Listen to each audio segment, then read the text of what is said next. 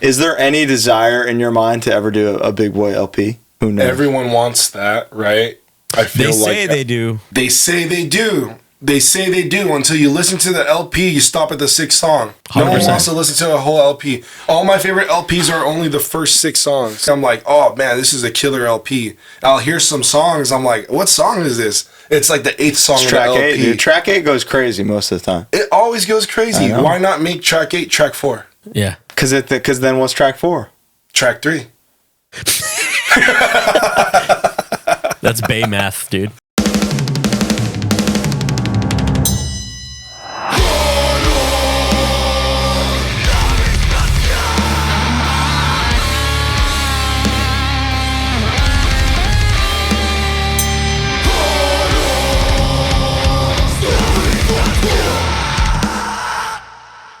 Hello, welcome. It's HardLore time. How you doing, Bo? I'm doing so good, Colin. Who's there with you?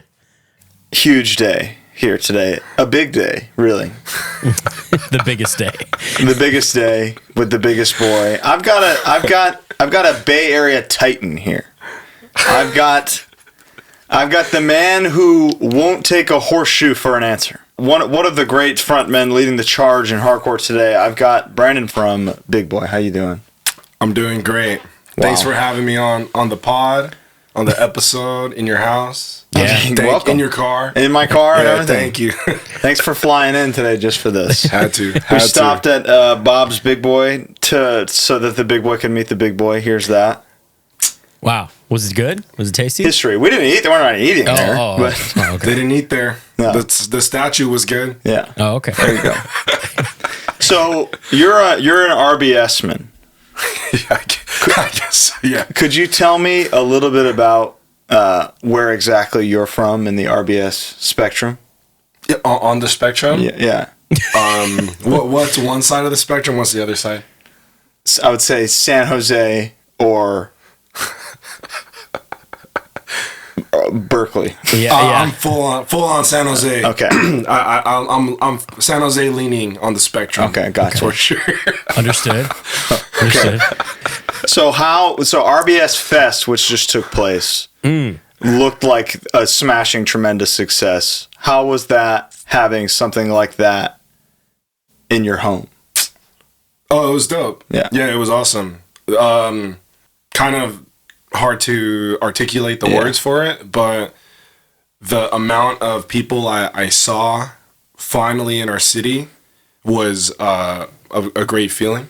And like completely DIY. Yeah. Completely DIY. All your friends' bands playing. All friends, all the homies. The cool thing was like recognizing all the people there from other areas and then them being in San Jose. I can't tell you how many times I said, welcome to San Jose. How good did that feel? It was awesome. Yeah, very, very good. San Jose is a special place even for me. Like, it's always been a place that was cool.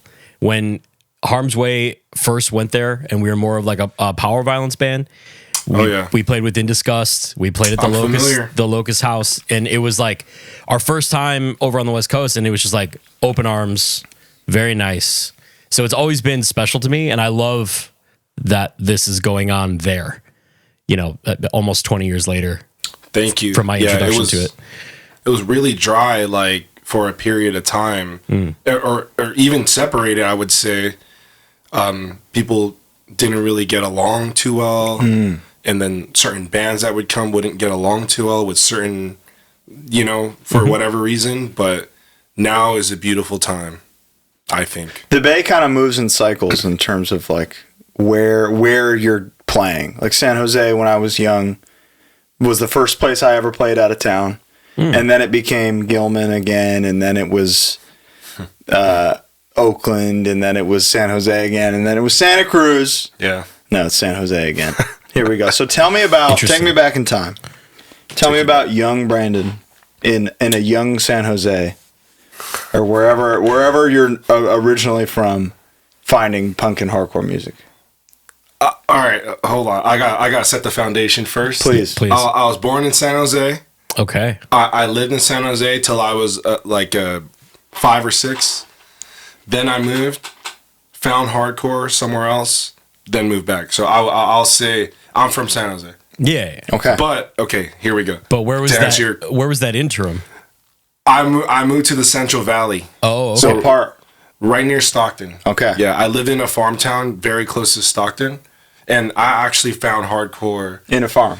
in a farm. You in a needed barn. it though. You needed it there. Yeah.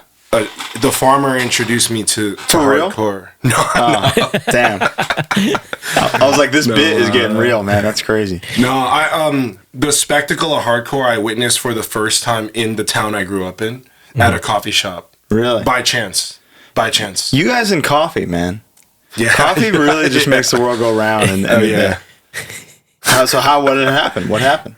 I mean, I already knew they were doing music, live music at this space. Okay. So I was just in and out of this space, and someone was flyering and gave me a flyer and was like, "You should come to this event.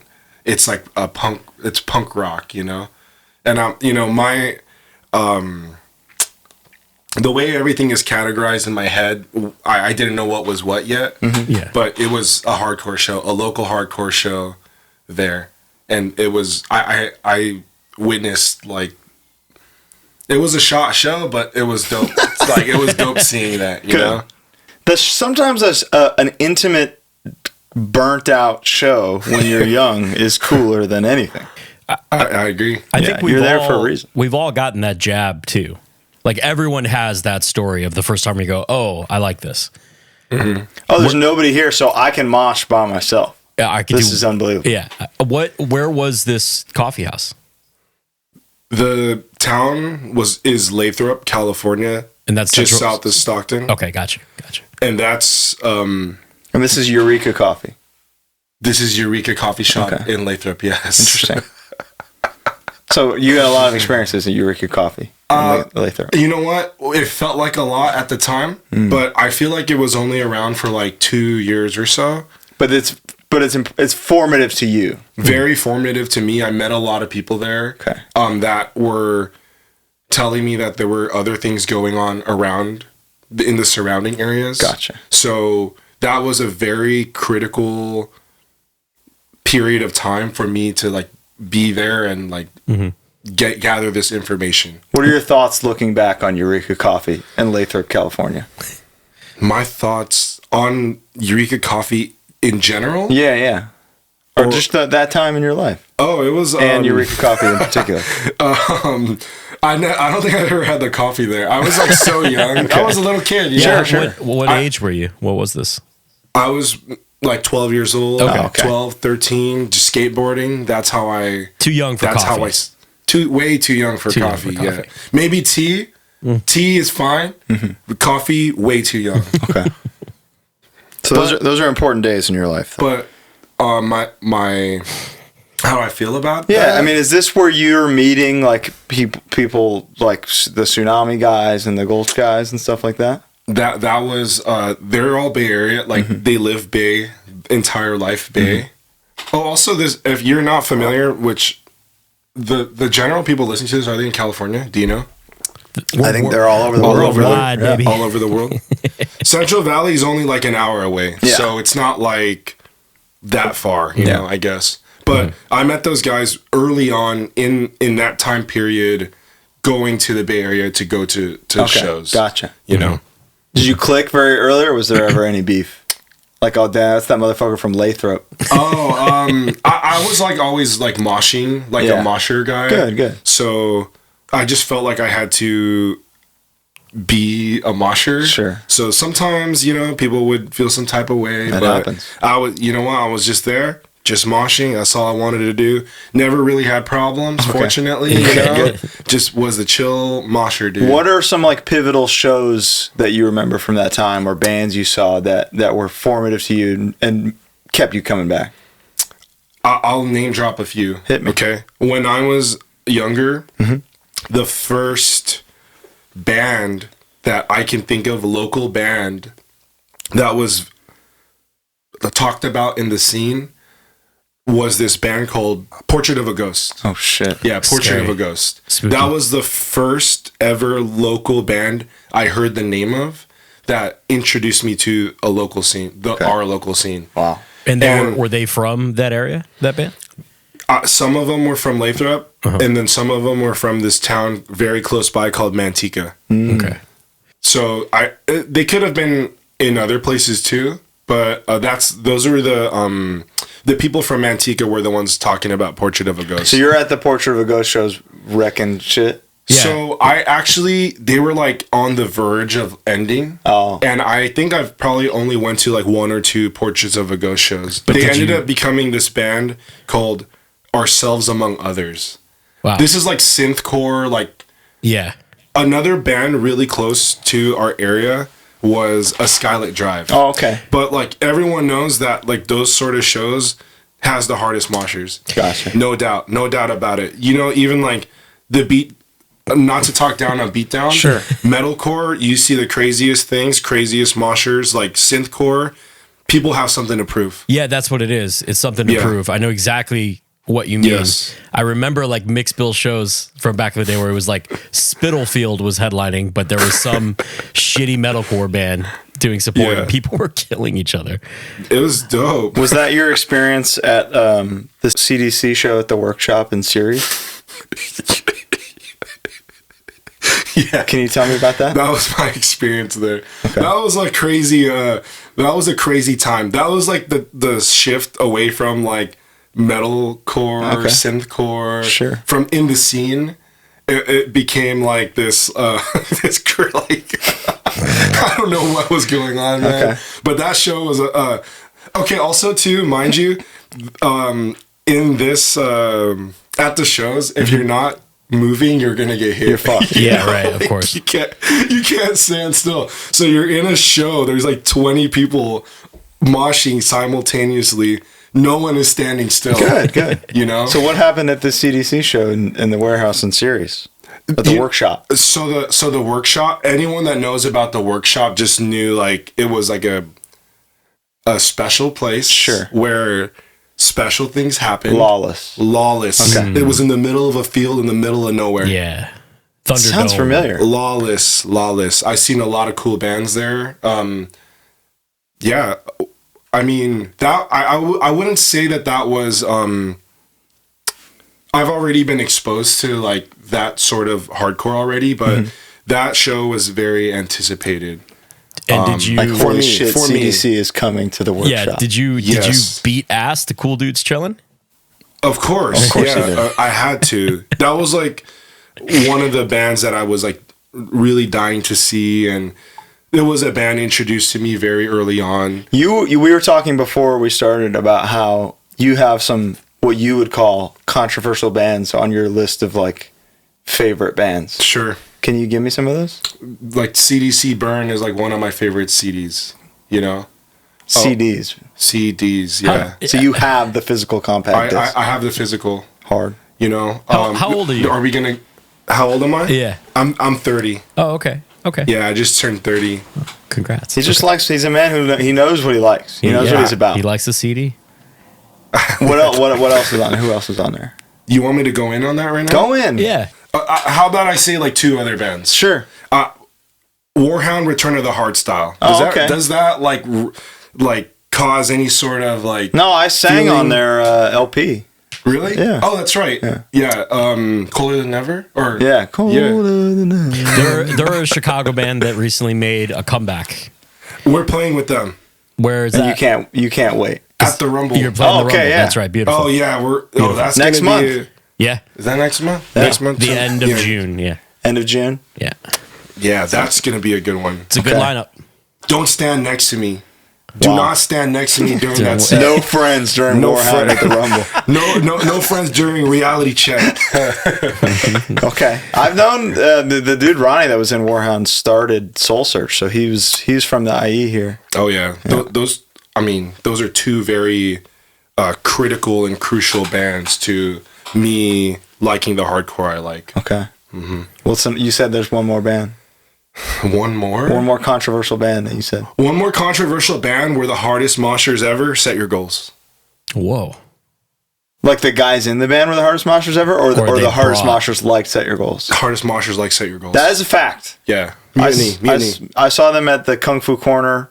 It wasn't nobody there. And with Animosity, that was incredible. But yeah, hard. People were pitting for Set Your Goals. That is a fact. Well, you know what? I would go attend, like, pop punk was really big at that time too. Sure. Yeah. Like 2012-ish. Yeah. Oh, yeah. Really big. But I would see the typical hardcore crowd at those shows, and they would do like what hardcore kids do at shows. Yeah. Set Your Goals was like a band that activated some of People us. were pitting. There's That's a pit- fact. pit For activation. sure. He's not wrong. I think one of the cringiest things I can imagine. I saw people hardcore dancing to like Saves the Day. You know what I Honestly- mean? Like that shit is my least favorite thing. You know what I mean? Dude, like crowd Like crowd killing. Yes. Saves the Day, I think, is a little too soft to be doing those sort of activities too. But I love Saves the Day. I love like emo, I guess, Sure, right? sure. Pop punk emo. But there is a time and place. Set Your Goals had certain things that would activate Pit certain parties. They had people, actual so- mosh parts. That's a fact. Yes, yeah. Pardon this interruption. We got to talk to you about something extremely important. Are you in a band? Do you tour? Do you do merch? Do you TM? Do you do anything in the capacity of live music whatsoever? Mm-hmm. If so, I bet you need glasses. I bet you do. I sure do. And if you need glasses, how do you feel about getting some free glasses? I couldn't feel better about that, Colin. No strings attached. If you go to sightforsound.com, Nevin Eyewear is giving you free prescription glasses or sunglasses. It's amazing, man. You fill out a quick little questionnaire, answer some questions. They will reach out to you via email, and they will sort you out. Straight up. No strings. Just have your prescription. Yep. Get an eye exam. Send them your prescription. Tell them what band you're in, or whatever you work with. Yep. And you're getting free glasses straight up, or free prescription sunglasses. This is like a life-changing program. We're so honored to work with them. There's no strings here. I cannot stress that enough. Just go to the website. Trust me. Yeah. Let's reiterate, because I've had people ask me, it doesn't matter if you're playing, driving, doing merch, teching, front of house, monitors, you work at a venue, you're a promoter who does stuff a lot. Put in your info. They're going to sort you out. They just want to give back to the community that they're from. That's right. This is a small business owned by corpsmen. It's a for us, by us situation. So go to cyphersound.com, fill it out, get your free glasses. It's truly that simple. That simple. Click the link. Go. Description. Do it. Can you see it? You can you? Yeah, if you can see even it? see it. Did you tell me about breaking down in King City for the new Brigade Chain of Strength show? Oh man! Tell me about this. What happened there? Oh man, I like that. I don't even know where I said that. That's dope that you know that. Somewhere on the internet. Oh man, I was with Joseph. I had a beater ass Volvo 240. Like no plates. It was like crazy. I was on the we were on the 101. I remember we had left like dumbass late at night, like maybe like, oh man, like 9 To 10. get to the show? To like head to the show. okay. We're gonna stay like somewhere, okay. you know. Sure. We were about to leave, like do like an overnight or whatever. Oh, okay. Probably sleep in the car along the way and then go to the show. Were they playing down here? Yeah, I think it was at maybe like White Aladdin Oak or something? Or White Aladdin. Oak, okay. Yeah, I know it was in the Valley. It was probably White Oak then. It was probably White Oak. I would always see that name on flyers. Yeah. So It was a short era, but it was a good era. It was I Edge think Day. it's a karate dojo now. Oh, that makes sense. it was like an Edge Day. I believe it was an Edge Day show. That's cool. And me and Joseph wanted to drive down, but man, I was like, we can take the Volvo. I'm sure it'll make it. Guess what? It did not. It did not make it. King City's not that far from San Jose, so. You know what's funny? King City is like, I know this for a fact. King City from San Jose is like 200 miles. Oh, okay. I know this for a fact because I got a tow truck. Oh, And it was shit. like, you have 200 free miles to tow the car. So they towed the car and I only had to pay like an extra mile or two. So it's like... Unbelievable. It was Great like- place to break down. Huge. Yeah, that was. So you didn't make it to the show. Oh no, we did not make it to the show. We did not make it. How long have you been straight edge? 27. Can I say that? Yeah. Because that's when I got the edge tattoo. Okay. But I've been like straight edge and introduced to straight edge since I was like 13. Yeah. But were you a little fucker from 13 to 27? Were you a rapscallion? Not like Scallywag? Not with like the substances. Okay. You know, so I was doing other like knucklehead things, skater kid things. Yeah, but not with the substances. So you know, I like drank alcohol before when I was a youngster, like at the Filipino parties. I'm Filipino, by the way. Which I knew from the Life of Agony cover. From the Life of Agony cover. I heard you sing, and I went, well, he's Filipino. You heard me sing on Filipino. Yeah. He's too good at this. He must be Filipino. Way too good. I am Filipino. Okay. You're at a Filipino party, you're drinking, like little kids are drinking, you know? So that's, you know, just doing stuff like that when I was a little kid, but... Family stuff, you know? Family style.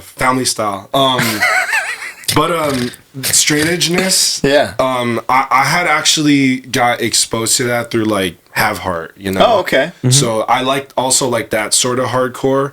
My brother showed me Have Heart. Tell me about your brother. My brother showed me pretty much everything I know. So he's your old head. So aside from the flyers you were given in Lathrop at Eureka Coffee, your brother was the other gateway to this stuff? He was the one that showed me the aggressive music. He's like, he's like just listening to it. I'm like, what is that? Yeah. He was listening to like Bless the Fall, you know, okay. like Sure. Alessandra. Or that sounds right. Asking Alexandria. So like all the, you know, like that's. I like Alessandra. Let's go with that. She sounds chill. How much older than you is he? He's a year older than me. Oh wow! Yeah, he was only a year. Yeah. But he was like always on the computer, so I think that's how he knew like a lot of cool stuff. That's how we did it. Yeah, that's how computer we found stuff. Shit. You weren't a computer head. He was always first on the computer. I was second because we you were only sharing had one at home. Exactly. Yeah. He was like definitely like he already found the link before you logged on. That fool was going to the house first, like racing to the house to get on the computer to check his new messages and comments and friend requests. Everything. Okay. Friend request. You know. He had to change his top 8. Always changing. Top 8 always changing. Can you tell me before we get into like your bands and playing and stuff? Can you tell me about Teri Tuesdays? Teri Tuesday. What is it? What's that? It's just a special day. Tuesday is the day for Teri. Tell me about Teri. Hold on. Do you want to know like my fake story or the real story? I want you to have whatever you want out there. This is for the entire world. This isn't just for me. What do you want people to believe about Teri and her Tuesday? I don't know. The thing is, like, I still don't. I'm not on on social media other than the Big Boy page, right? Okay. So I will like post like silly stuff on there, okay? Like it's a personal page sometimes, right? Mm-hmm. And so this is the birth of Teri Tuesday. Okay. There's a mall, an outlet mall in the Bay Area called the Great Mall. Okay, sounds great. It sounds great. It is great. Unpopular opinion. That's the best mall in South Bay. Mm-hmm. Wow. Unpopular. People don't like Tuesday. Go there on a Tuesday. Okay. You're gonna see some things. So tell me about Teri. Teri Tuesday. I was there like 5 p.m. at night, right? Mm-hmm. I just walk around with like I was telling you, right? I walk around with like headphones on in the mall. No music. Up. No music. Headphones on. No one bothers me. I walk around the mall solo. Okay. What time of day do you like to do this? Usually like right before they close. Oh, really? Yeah, because I'll go there for dinner. Like I want to eat some. Yeah. Also, the Great Mall has a Jollibee. Really? If you're not familiar with Jollibee, familiar. You know, some people aren't. Jollibee fans right here. The Great Mall has a Jollibee inside. So I was walking around.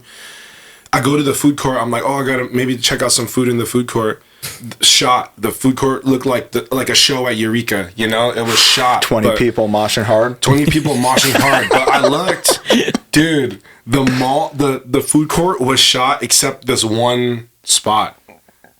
And I walk up to it.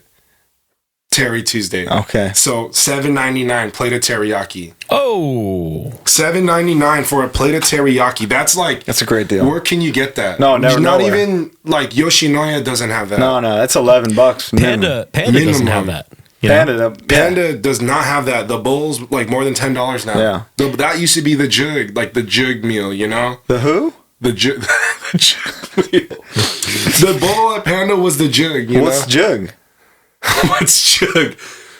Jug is like, it's just like, it's like a deal. Okay. Like, that's a deal. Like, that's jug. That's jug? That's jug, yeah. Okay. That's like a... I feel like I'm appropriating taking Teri jug. Tuesday is the jug. Like, Is the that's jug. jug right there. Like, $7.99, that's jug. Okay. What about Splash Zone? Is that the jug? You know what? I feel like I know who you ask these questions from. Yeah. What do you mean? Because you're so specific. What is Splash Zone? Is it the jug? It's only ever 1 degree of separation. That's the best part. What do you mean? I don't want to say that, man. Well, okay. No Splash Zone? This that's so crazy. What is Splash Zone? Well, I'll tell you what the Splash Zone is, but just don't associate me with Splash Zone.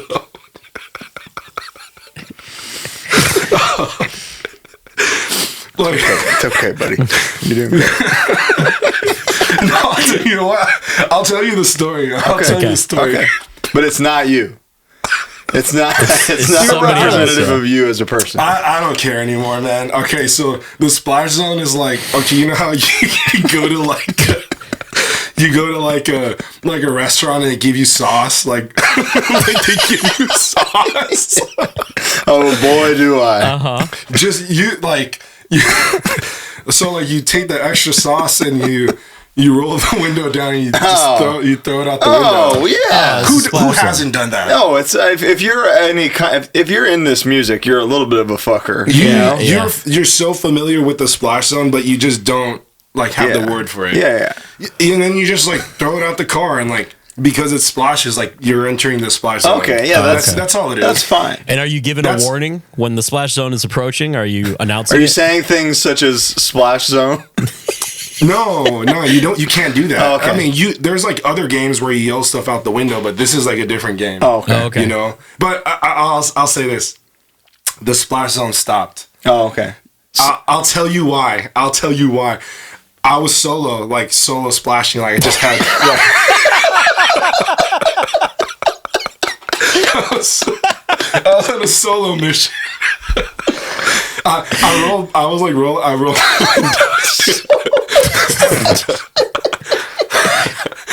Okay. All right. What I did was I rolled the window down, my passenger window down. Okay. And I was about You splashed.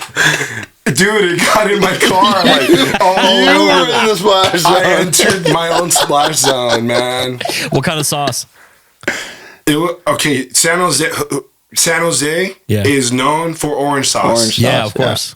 Everyone knows orange sauce. In San Jose, that's like the San Jose thing. Yeah, the Taqueria Victoria orange sauce used to be the jug. Used to be the jug. What's you used the to jug steal now? the bottles, Yeah. but you get it once every 10 times, the security would chase you. I got chased once. Okay. You can get that was like the sauce. Yeah. I mean, it's also like I think it's like $3.99 for the bottle now. But Splash Zone is free. It's supposed to be free, you know. Like if it was $3.99, no one's entering the Splash Zone. Yeah, I you know? got you. So you got orange sauce all over the inside of your car? All over the inside of my car, like the inside, like it hit the corner of like the wind, like the pillar of the car, it just was everywhere. Doing in the car. that by yourself to an audience of none is crazy. At like 12 at night, solo. I was going home. I had work the next day. Now, This is recent. Did you clean it? I'm in my 30s. This is recent. Did you leave it or did you clean it that night? I'm a clean 30-year-old. I cleaned it. Right, I cleaned it good. 3 days later. Okay, so hopefully I leave unsplashed through the rest of this It's like interview. a Napoleon We'll see. Dynamite thing or Hold something. on. Perfect opportunity. Shit. That's Careful with that. sounds good. So tell me about the first band you were ever in. Ever? Yeah. I was only in one band. It was a band out of the Central Valley in Lathrop. It's not on MySpace anymore, so I'm not even It's going to not say on MySpace anymore. So it was MySpace vibes and era. 1,000,000% MySpace era. Like, pictures were taken for MySpace. Yeah. Like, we all recorded it knowing what One of the these haircuts. I was never like that. Okay. I never had the scene hair, never wore skinny jeans. Fortunately. Big ass pants. Big normal. ass boy. Big boy, normal pants. Okay. Normal pants. Straight. But Many are Straight saying fit. this. Yeah. I actually, so I'll explain the story of how the band became a band. Hit me. I, very early on, was at one of the Eureka shows. Mm-hmm. I saw a family friend of mine. Mm-hmm. He knew I was like down for these shows. And he, I always see him every once in a while because he was a family friend. He asked if I wanted to try to be in a band. And that's how we started the band. Okay. He was older than me too. Like, this guy was like a senior or like a year like out of high school, and I was like in middle school or like freshman, going into freshman year of high school. Okay. He asked me, "Hey, like, you should try to do this band with us. You play guitar, right?" I'm like, my foundation as a musician, that like someone that plays an instrument, I know how to do like power chords and sing Beatles songs and Green Day songs. Like, that's what I do. I mean, that's more than the average yeah. hardcore musician. yeah. I'm like drop D, like one finger type. okay. You know, like that's all I really know. And like A through Some G. people make a good career that way, I'll tell you what. Oh yeah. Some of my favorite music is used with only one finger. Yeah. Straight up. But so this guy was like, "Hey, like, you should try to be in our band." But the guitar, like, everyone was so like all over the place. Like, I was like, I know a guy that drums. He would go to the shows with me. He was a fellow skater. He's like, also, side note, the dog, the dog on our demo cover? Yeah. My drummer, that drummer at the time gave me that dog. So he like gave me the dog when I was a puppy. Like, here's a dog. He was like, "Oh, I have puppies. Oh, like, okay. I have something here's your for you." dog." That's nice. Oh, that's very cool.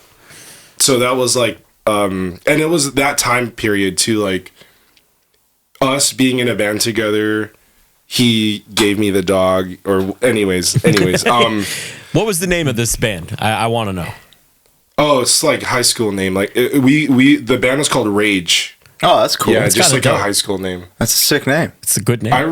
I just remember like the aesthetic was MySpace aesthetic. Can you know remember a riff at all? I remember some of the names of the songs. Like, there was a song called like Commence or something. Fuck yeah. I don't really remember the riffs too much. You play that one? Wait, hold on. No. It's not. It wasn't Rage. It was something else. That sounds like the song. Is it really? Yeah. That sounds like the riff. But you know what? Everyone was doing Yeah, that that riff was at the time. that's- That was Well, you- that you- was someone else's riff. That was That just was the another era. sevenfold riff, Yeah. note for note. Yeah. Seriously. Yeah. Oh, it was ripped. Oh, yeah, okay, because the guy that was like writing the songs loved Avenged Sevenfold. So I just note for note. So the Unholy Confessions riff was a Rage riff, straight up. Oh, I'm sure. He probably 1,000,000%. thought he probably thought you somehow got the riff from your secret source. He was baffled just then. Like, He damn, really you really was. know Yeah. Rage like that. That's Well, I crazy. was like, oh, you're asking these questions from these people Yeah, who are right. digging like deep No, enough. no. You probably found it. I don't know Rage like that yet. Here's It's not even online because MySpace deleted all the music. I know. That's so whack. That's so horrible. like all the pictures and stuff all gone. The URL is still there. I remember the URL is Rage Band 209. Damn. Yeah, you can probably look it up. It's probably there, and you'll probably see everyone's like personal MySpace pages and some of the bands that we liked at the time were Yeah. on the top page. Of course. You know. so how. This is the only band you're in until Big Boy starts? This is the only band I was in until a version of Big Boy tried to start. Tell me about that. We tried to start a band, pretty much the same band members. It was originally just me, Joseph, who plays bass. He also is in all the other bands. And our friend Keone, who drums in the band. Legend. He drummed in a lot of other bands too. Keone and Joseph used to play in this band called True Hearted together. San Jose. San OG. Jose. I played with them a few times. they used to play together, and I think that's how. And I was just always their friend, Mm-hmm. and we somehow like met up and wanted to make another band. Okay. And there was like no guitarist. We didn't have a guitarist, so or a bass or whatever. Like there wasn't real members other than us three, Mm-hmm. and we played a show, and then it just never happened. We did like a Hatebreed cover, Sick. 2 originals, an intro, 2 originals, Hatebreed cover, and that's it. And what was this version of the band called? I don't want to say it. I don't want to say that name. Okay. Yeah, I respect you. because on record, I've talked about this before, and I said I never wanted to. I never said the name, so I'm gonna keep it. Keep that it way. up, Oh, dude. okay. Yeah, yeah. Okay, cool. Because I like the name. I think it can be used Repurposed. for like big boy thing. Okay, Yeah. gotcha. Yeah, do it later. That's a I'll- perfect No one set. will know, and no one will know No, like no that. one will It's you know. So while you're working at Timeless Coffee, great place up there with Best. Joseph at the time. Yeah. Is that when Big Boy kind of actually launches? No, this is pretty like the coffee stuff. Mm-hmm. Shout out Timeless. Shout out RJ. Shout out anyone involved with Timeless. It's like the number one employer of hardcore kids in the Bay. 100%. 100%. That was all during like Big Boy doing stuff Okay. already. Gotcha. And that was very short. That was like less than a year Okay. of me being there. But I have been friends with Joseph. I actually met him playing one of our shows, a Rage show in the Bay Area, very, very early on. He's one of the first people I ever recognized at a hardcore show, and I just became his friend because of that. What did you recognize him from? Just being there and moshing, and I found him on oh, you're that MySpace. OG Mosher I saw Yeah. ad. You know what? Okay, I'll say this story. I was friends with Joseph. We became friends on MySpace, so I would see him at the shows. He went to this show in Dublin. Do you know where Dublin, California is? Yeah. Dublin. We were at this pizza shop show. There's this really cool. I mean, I think they're cool. Deathcore band at the time called I Shot the Sheriff. Have you ever heard of that? No, crazy name though. I think that's one of the best Bay Area, like aggressive Bay Area bands. Period. Period. I shot the sheriff. I Shot the Sheriff. Wow. Yeah, it was like deathcore, straight up deathcore, you know, but like really technical, really fast, metalcore or whatever, you know. Whatever. Yeah, sure. I don't know how to categorize this, but It's fine. I saw him there. He was with his cousin, and his cousin I went to elementary school and like middle school and high school with. Okay. So I was like, oh, like, why are you with this guy? Why are you with this OG Mosher I know from all the gigs? He's like, this is my cousin. I'm like, oh shoot, no way. So, you know, we just like kind of made that connection, and then anytime there would be some like family stuff going on in Lathrop, his cousin lived in Lathrop. He would hit me up like, yo, I'm in town. I'm in Lathrop. Like, do you want to hang out? Sick. And he would hang out with like me and my friends in Lathrop, you know? That's how I made the connection with Joseph. Beautiful. So years later, 2019, Big Boy starts Yeah, that for was real. the beginning. Big Boy starts in 2019. That's the beginning of Big Boy. Starting. We did like, honestly too, we knew, okay, I may have even said this before one time online. We knew that we were going to play a show. We knew we had to make a band to play a show. That's why like we made the band. Sure. We knew the show, thought of the name. I thought of the name before the music, or what? I just said, oh, this would be a dope band name. I was saying the best band names are 2 words, 1 syllable. Big Boy. Oh, Big Boy, yeah. Cold World. Cold World. Agnostic front. Soul Search. Yeah, no, You know what I mean? Good. Like that. Chromax. That's like just like my favorite Chromax, sounding. yeah. Bad Brains. bad brains. Bad Brains. Bad Brains. God's hate. Harm's way. God's hit. Harm's Way. Yes. Damn. You're onto something. Typo. Misfits. Typo. Well, so that's like how that came to be. And it was pretty fast. That started because our guitarist Adrian, who's now actually the drummer of the band, Right. our guitarist, I would see this guy everywhere at all the shows. He would mosh like crazy style too, but this was like a time of hardcore in the South Bay or Bay where like not everyone really knew each other. So there'd be like little cliques and like certain cliques mosh hard, right? Like they're just like hard moshers in groups. And actually, so Adrian and Mike Dirt were friends. Like early on, they were in a band together. I noticed that they would chill together, and they knew I was like friends with like the Bad Times Crew, True Hearted guys.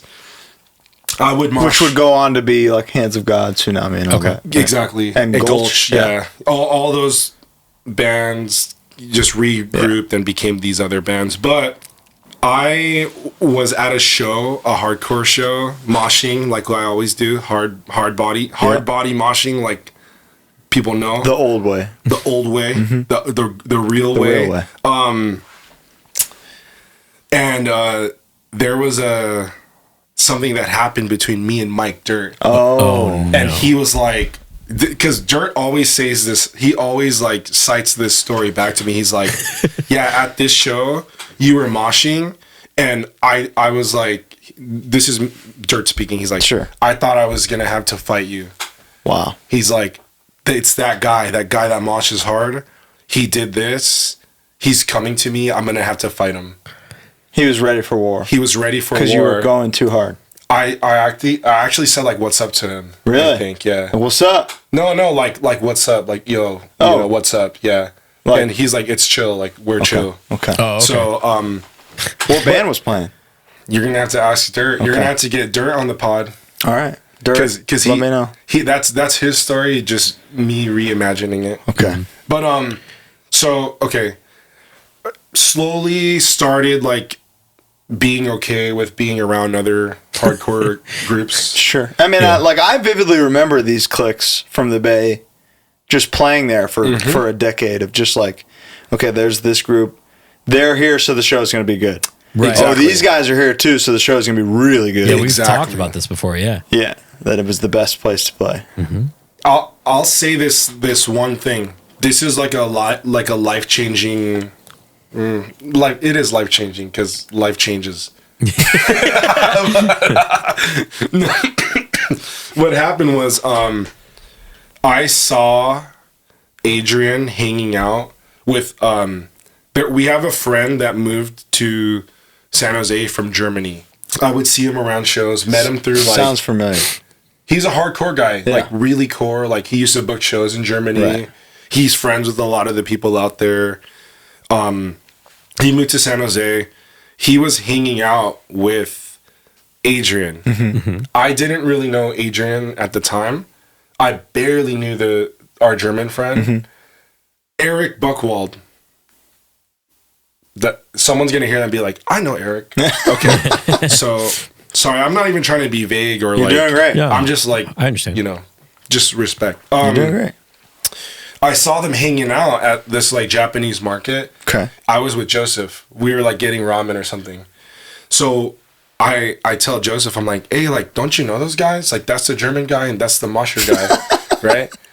So we go up to them and start like talking to them, like, hey, what's good, you know? And yeah, I just kind of befriended them like at that moment, like became like better friends with them that moment. And that was a pivotal moment for you? It was pivotal for me. It's in like a hardcore way. Yeah. It was Yeah. pivotal because he's the person I ended up asking to like try to write music with us, with Joseph. He's the guitar player you finally had, you know? Yeah. With Keone, like we Right. somehow managed to like figure out how to write some songs. Maybe like it's dope that we waited that long because like all the time and experience of it's dope that I waited. They've been bands forever. Yeah, sure. I'm glad I kind of waited to like be in a band again. It's interesting to note that, like, relative to Big Boy, like, Tsunami starts the same year, basically. Tsunami and Those Big demos Boy, are the same year. Same year, we played the same first show. Whoa. Yeah, same first show along with like some other bands that are like RBS bands. When people refer to our hardcore as RBS, I don't even say like, oh, those are RBS bands. It's just like the homies, you know? I think it's just how other people are going to peripherally look at it now because Yeah. you guys have made it such a thing by accident. outside of, so the outside looking in, do you guys hear people refer to our bands as like the RBS guys? 100%. I hear it more used as the people in those bands. Yeah, the Not so RBS much- guys. Yeah, not so much like a style or something, but yes. Okay. Right, no, that's just like it's classification of Of a this, group. this group. Yes. Yeah. Every RBS band sounds different. I Yeah, feel like I there's agree. there's a lot of variation, but So tell me about demo coming out, putting it together, the reaction to it. Like, when does Daze come into play? Sorry, hold on. Let me just finish what I was saying. We all played our first show together. That was the RBS show. Okay. Yeah, that's why I had to say that. That was like the RBS show. They call it the RBS show. That was the big comeback from pandemic show? No, this is this is before pre- pandemic. yeah. This is pre 2019. Our first show was a Halloween show. Oh. It was us. Scary. These are the bands. Yeah. I know this for a fact. These are the bands. It was Big Boy. Mm-hmm. It was Tsunami. Mm-hmm. It was Spinebreaker. Members of Gulch, right? Members of TUI. Yeah, Elliot played Spinebreaker. Cole. The homie Ben was in that? and You say TUI? Benji. No, Benji didn't play. Oh, okay, you just TUI. said it. Wait, did I say TUI? Yeah. When did I say that? Members of TUI. Yeah. Steven, rewind it. Yeah. Steven, rewind that. Cut that out, Steven. No, Good job. sorry. Spine. Hold on, let me finish. Spine. Big boy. Spine. Big boy. Gulch. Tony Molina played. Wow.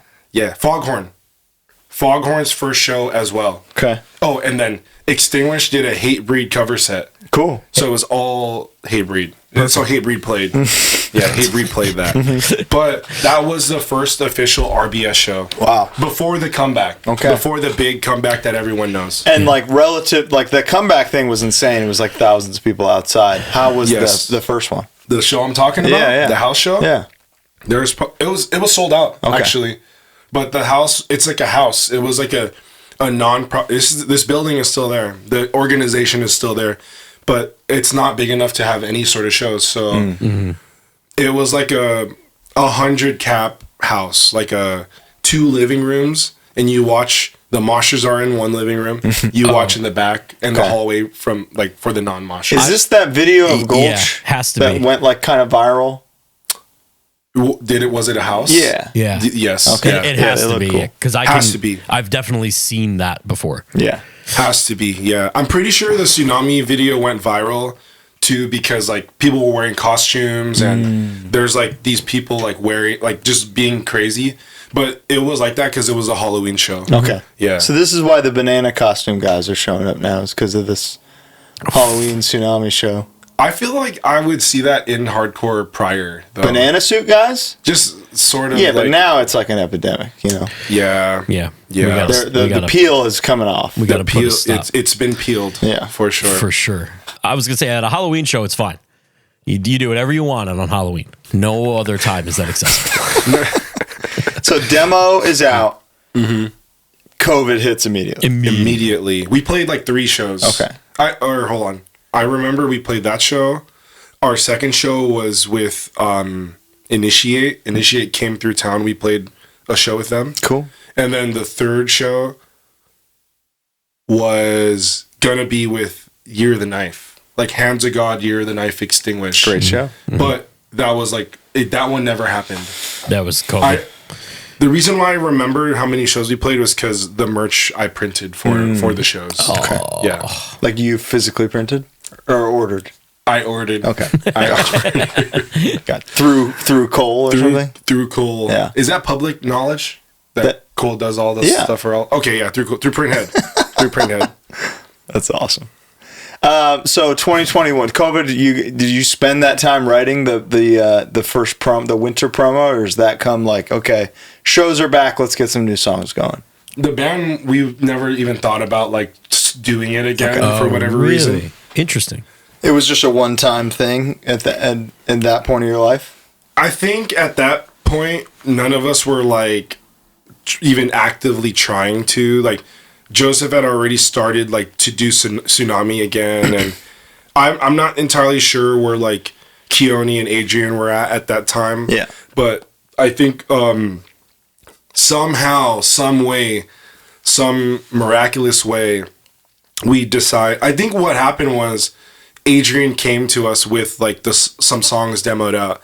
He's like, "Hey, I demoed these songs out.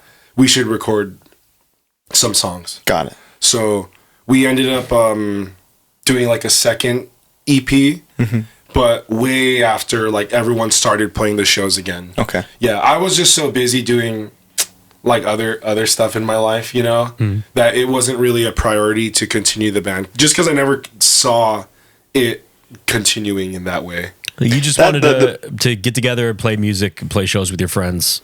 Exactly. Didn't think about it. Totally.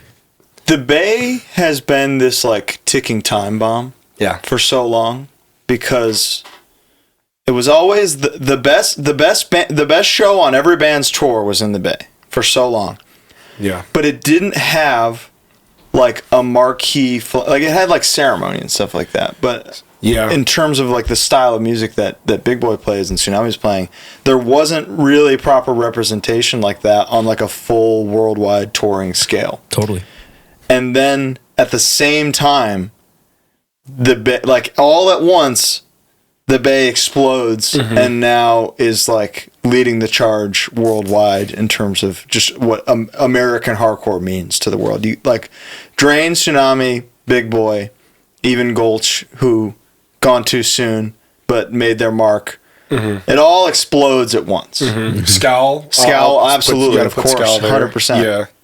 I'm sure there's many more. I'm forgetting, but those are I will say that those are the bands that were the catalyst to people understanding that there's music like starting up and like going for it in the Bay Area. Yeah, because you had bands like Spinebreaker and True Hearted this whole time, which was like how these people, the evolution of all these bands that are breaking out now. Sure. But in terms of like a full-time bands on a global scale, it is really just now kind of hitting. What was it like just kind of seeing that and experiencing that in real time?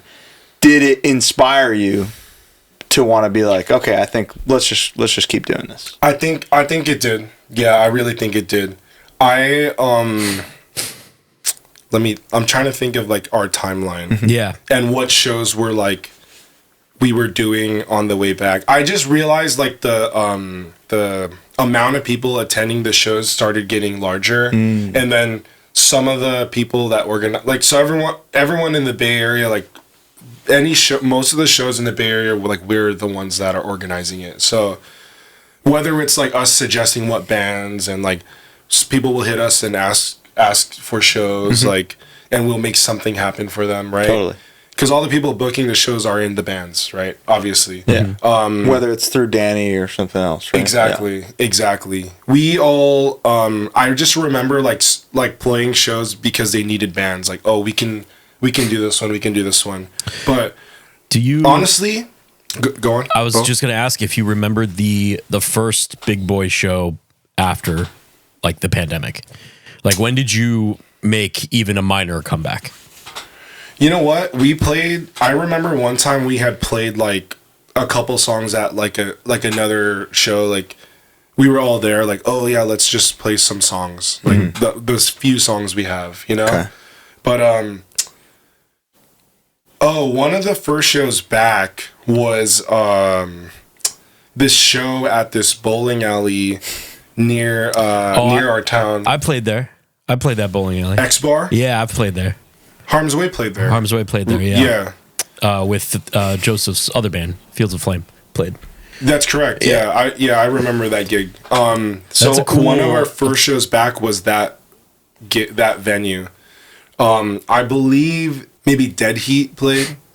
I think Dead Heat and Tsunami played. And then we played, and like two other locals played, but Tsunami didn't get to play because there was like a crazy fight or something like that. It was just like a crazy... It's a good problem. It's a good problem to have. Something crazy happened, and like they didn't get to play. Something like that. Do shows still happen there? I don't think so, right? the venue exists. Okay. They have their own little thing going on. Gotcha, Okay. gotcha. We decided to stop playing shows there collectively. So I'm sure they took it they were kind of exploiting what was going on. Okay. To be honest, you know, Understandable. the people that organized the stuff there were kind of like being weird. So Fuck it. You don't want that. Yeah, like DIY. Like we're gonna Straight do up. it dope. Okay. But that was one of the first Big Boy shows back. When was that? We did a release 2019, 21, then 23, right? Yeah. This was probably 21, you know, 2021. Okay. So tell me about the second demo. So the EP, the first EP, the Right. 2021 winter promo. Tell Tell me about it. Tell me about putting it together. Adrian bringing you those songs. You guys finished recording it. Or you like, damn, we're actually pretty dope. I mean, I feel like that one in particular was put out just so people know that we were active. Okay. I don't really have much thought about that one because I think the reason why we did that was like just so we could play more shows. Okay. The 2023 one was when I became super aware of Big Boy. Yeah, that's when Daze put it out. Okay. Right? And that's when I think you guys like the writing was on the wall stylistically the whole time, but the 2023 spring promo, is that what it's called? Yeah. The spring promo Right. was where like Big Boy is Big Boy. And that was that the Sound and Fury year? Was that 2023 when with the barricade and everything? 23, yeah. That was that same year. Yeah. I think all three were out at that time already, so people kind of understood our discography. But that was when I also became aware because we talked to you guys too really briefly at the fest. We did like a mini interview.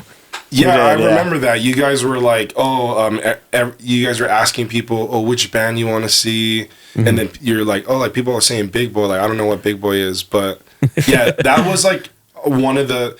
So the thing is, when we played that, I kind of already had faith in our band as a band that would be a band that's starting to excel because of like the stuff we were doing just a little bit prior to that. So you asked me about the 2021 release. Yeah. I don't really think too much of that. The 2023 release is where I was like, this band can start doing stuff. You know? Which is true. Like bands start to do stuff. Oh yeah, we started like actually just like going for it. What was the first Big Boy tour? Like proper tour? The first proper. Okay, can I say two things? Please. The first out of town show we ever played was at the Midnight Hour. Oh, it was with, beautiful. It was with Spy.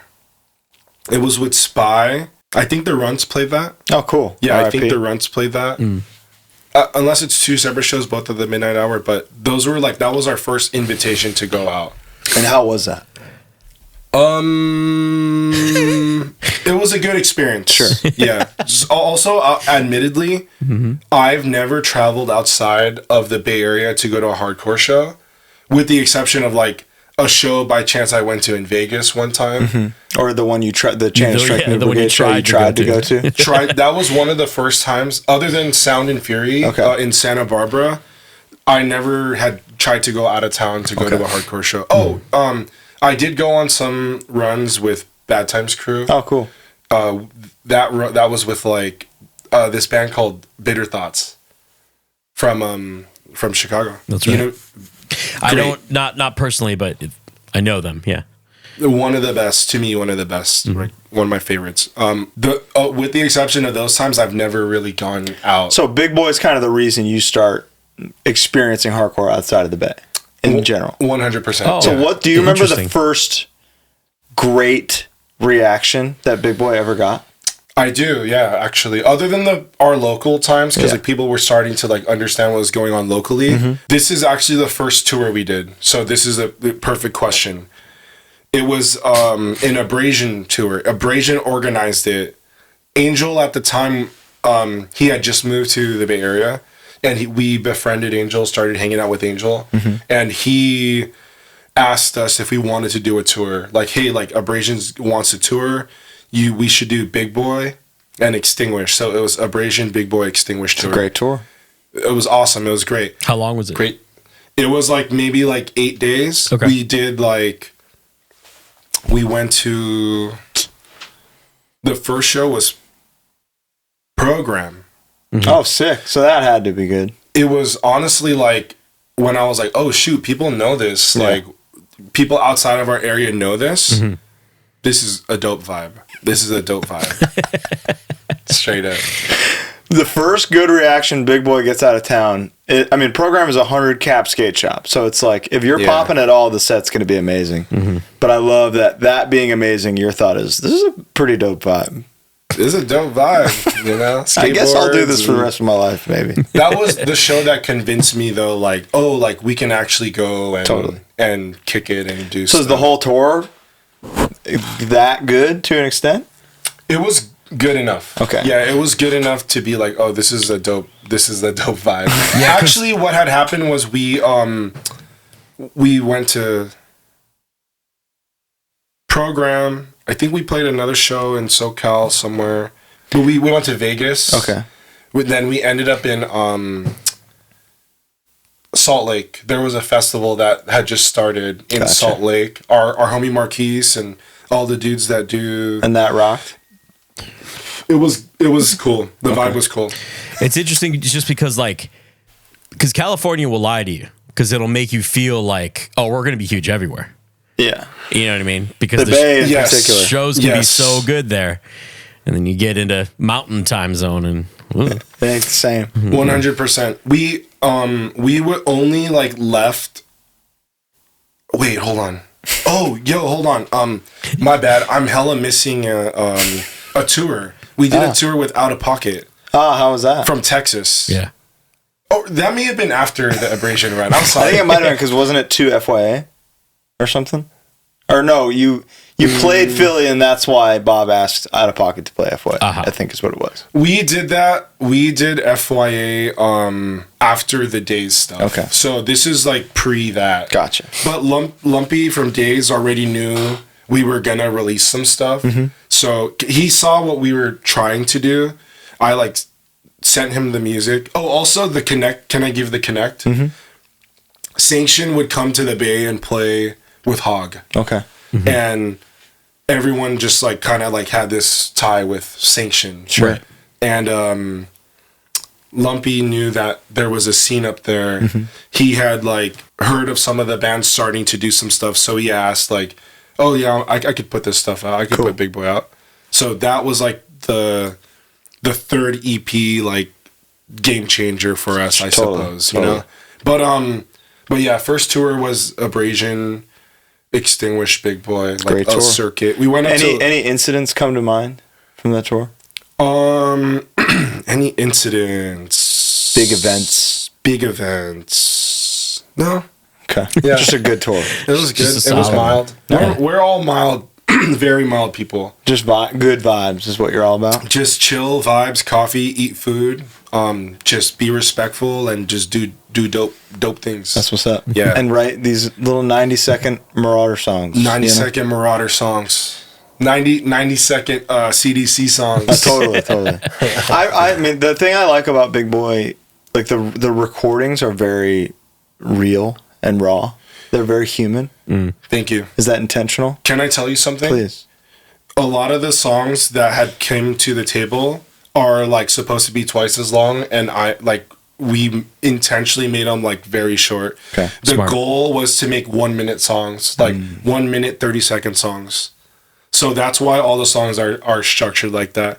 I've seen some people say oh, I wish the songs were longer. Oh, just listen to them again. Yeah, these songs sound just parts put together, but I mean, all hardcore is just parts put together. So, all music is just parts. All music is parts put together, and it repeats, so it feels like a real song. You know who actually kind of gave me that idea was Tony Molina. Really? If you listen to Tony Molina's music, it's a minute long song. Wow. I'm should be a 3-minute, 4-minute Beatles song, but it's not, and I like that. How many songs are in a set list then? A typical Big Boy set list? We only have, with the exception of the new songs we put out, we have a total of not including this EP, we have 15 minutes of music recorded. It's amazing. like less than 20 minutes. So our set lists are no longer than 20 minutes. And it's everything. And you're getting Everything. the discography. That's the disco. That's the disco. I had to add the sample pedal. Like, I started playing shows with the sample pedal. The first time we ever did it was at Sound and Fury. Okay. And we started doing live samples because they asked us to play a certain time. Right. I'm like, we need a sample pedal. There's no way, unless we repeat a song, do a cover, there's no way we can do 25 minutes. Yeah. And you know, like, I feel like watching a hardcore set should never be more than 25 minutes. Yeah. Yeah, for the most part, I agree. I think there's like bands with longer songs who you just accept that their songs are long and you don't even think about it. Right. But like fast hardcore, Yeah. for even a half hour is like, man. It sounds like the It's a lot of same songs, thing, guys. like over and over. Like, to be honest with you, like, can I tell you my dream hardcore show? Please. 4-band bill, 15-minute sets, everyone sharing the same equipment, in and out right after. Oh. That's like the best case scenario. Show starts at 7, ends at 9, in and out 9:30, be home 10:30. That's like best case scenario. That's a perfect day. That's perfect. Perfect day. I've dreamt of that day before. I've never experienced it. Maybe someday. Maybe I gotta get up to the bay. RBS 2026, 7 to 9, in and out after. That would be nice. So the spring promo, are you guys consistently writing this the whole time between the other one, or is this kind of like, all right, guys, maybe we should do some new songs. Let's fire them out. We were writing it, so our writing process is pretty fast. Okay. So when we're like, oh, we need a song, someone will either bring a whole song or parts, and we'll figure it out. Wow. And we can write a song in like a day. Like all the songs you hear is like a day song. I'm so jealous. That's awesome. Thank you. Also too, I don't write the songs. I don't know. They'll bring the songs. I'll do it like That's writing, like, dude. do that, or like don't play it this fast. Like do it this fast instead. Or That's writing. By Sometimes switch some all parts accounts, that's more than Rick Rubin does when he produces 100%, records. yeah. So you're killing it. You would get points on the new Slipknot if that's all you said. You do it fast, you fire them out, you get them ready. The 2023 promos when you're like, okay, I love what we're doing. Let's hit the road. Let's do it for real. Is there any desire in your mind to ever do a Big Boy LP? Who knows? Everyone wants that, right? I feel They do. They say they do. They say they do until you listen to the LP. You stop at the 6th song. Yeah.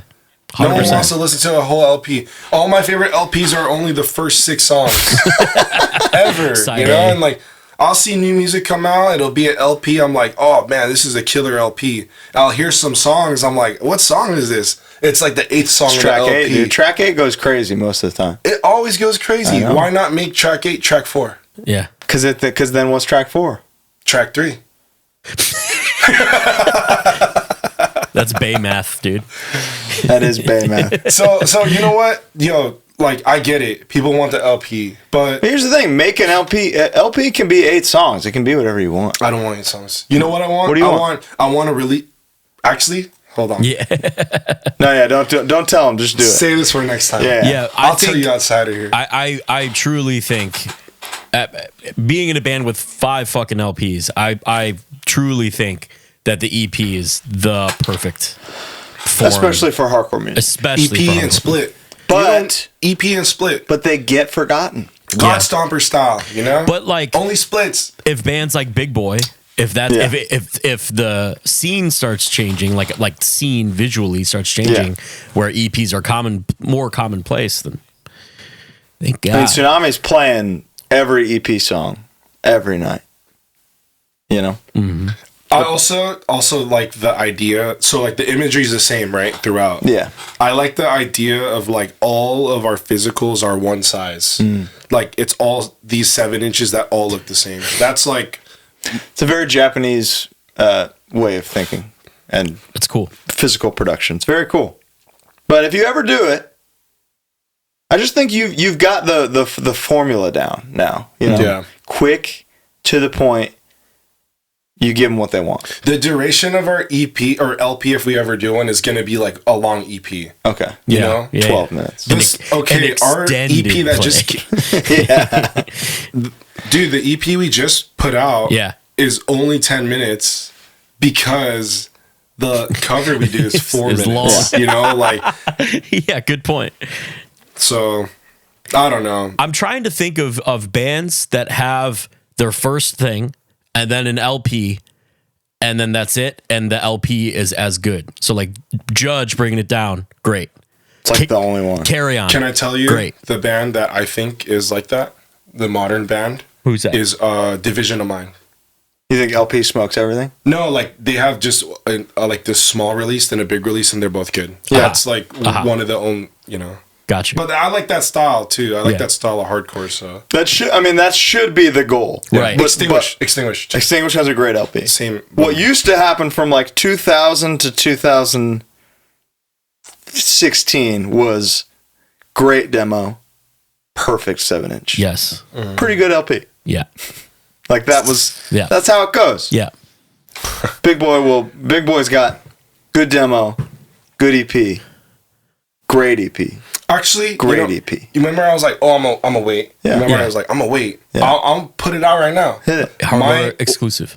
HardLore exclusive. What I was gonna do was, I wanted to do like an LP length project, split into 2 EPs. Yeah. Release one EP, then the next day release the other one. So next day. Next day.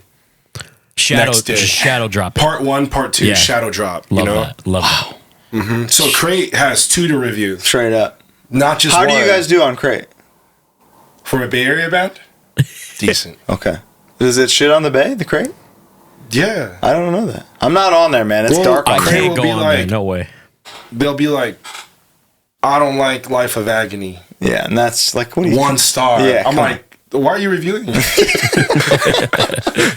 This episode is brought to you by AG1. What was the first thing you did this morning, Bo? I woke up and filled a glass with cold water. How many ounces? About 8 to 12. 8 to 12? Yeah, roughly.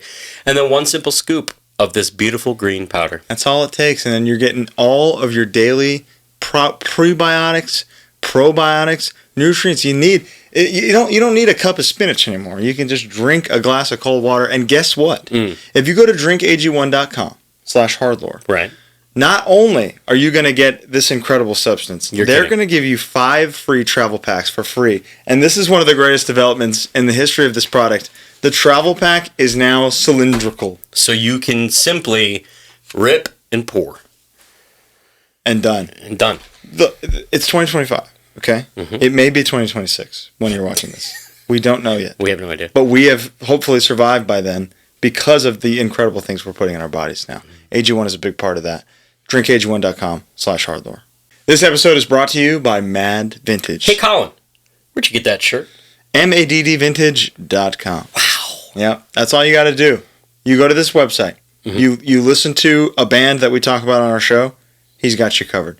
You're going to find the shirts you've been looking for your entire life. And we're passionate about this. It's one of our favorite aspects of the thing that we're into. And it's important to note, Luke over at Mad Vintage, he's looking to buy, he's looking to trade. He wants to see what you got. You know you have things you haven't worn in a long time in that closet. And you might sell them to him and see him on this show someday. So let's hurry it up. Mm-hmm. Hit him up. Mm-hmm. I want them. Our closets are full. So please get the stuff before we do. I can't take anymore. No. That's code HardLore15 for 15% off. Mad Vintage. This episode is brought to you by Guilty Party, the greatest menswear store in North America. They got me, Colin. They really did. I go, I shop, and I love it. They have so many items, top to bottom, head to toe. Freno, 316, Ironheart. So our favorite things that we love because they're built to last for life. Mm-hmm. Denim, incredible outerwear. Mm-hmm. This is like the stuff we wear in our real world everyday lives that people stop us and go, hey, where'd you get that? The answer is Guilty Party. If you go to guiltyparty.co and use code HardLore, you're going to get 10% off your order. If it's over $300, you're going to get free shipping too. And it just may be because you're going to see so many things that catch the eye. Also, it's very important to note that Guilty Party is hardcore owned. That's right. Champ, our good friend, is the co-owner. He plays drums in a little band called Foundation, one of the greatest modern straight edge bands of all time. So you're not only supporting a great local business, you're supporting the core. It all goes back in. Back to the episode. Since we're on that topic, let's talk about the new LP and then we'll go back to some other stuff. EP. Yeah, so the new EP. It's such an interesting choice for a cover because it's a deep cut Life of Agony. Anything post River Runs Red is a deep cut Life of Agony track to the general public. True. But I think it's their best song after that record because it borrows parts from an old demo song. Who brought up doing that song? Me. You did. Yeah. Okay. Great choice. Thank you. I brought it up because there were parts in that song that I believe that we can do. There were actually other covers that we kind of wanted to do that I thought, oh, this would be a dope idea for a cover. Not hardcore, like hella not hardcore. Okay. So we'd have to figure out how to perform it, but they were just what I felt was a little too technical for us. And like one of the songs that I brought to the table was a song with like a woman singing. So I tried to do it and I hella couldn't do it. Was it Wuthering Heights by Kate Bush? No, it was actually a Sunday song. Oh, okay. Yeah, so like I really wanted the idea of like Big Boy to do a Sunday song, release it as a single, and just drop the key a little. True. That might happen. Down, that might happen. I think because of like this showcasing our ability. Yeah. It can open us up to doing more experimental things. 100%. But go on, Bo. I'm sorry to interrupt. I texted Colin yesterday that I think not only is this your best release, I think, start to finish, I just think it's awesome.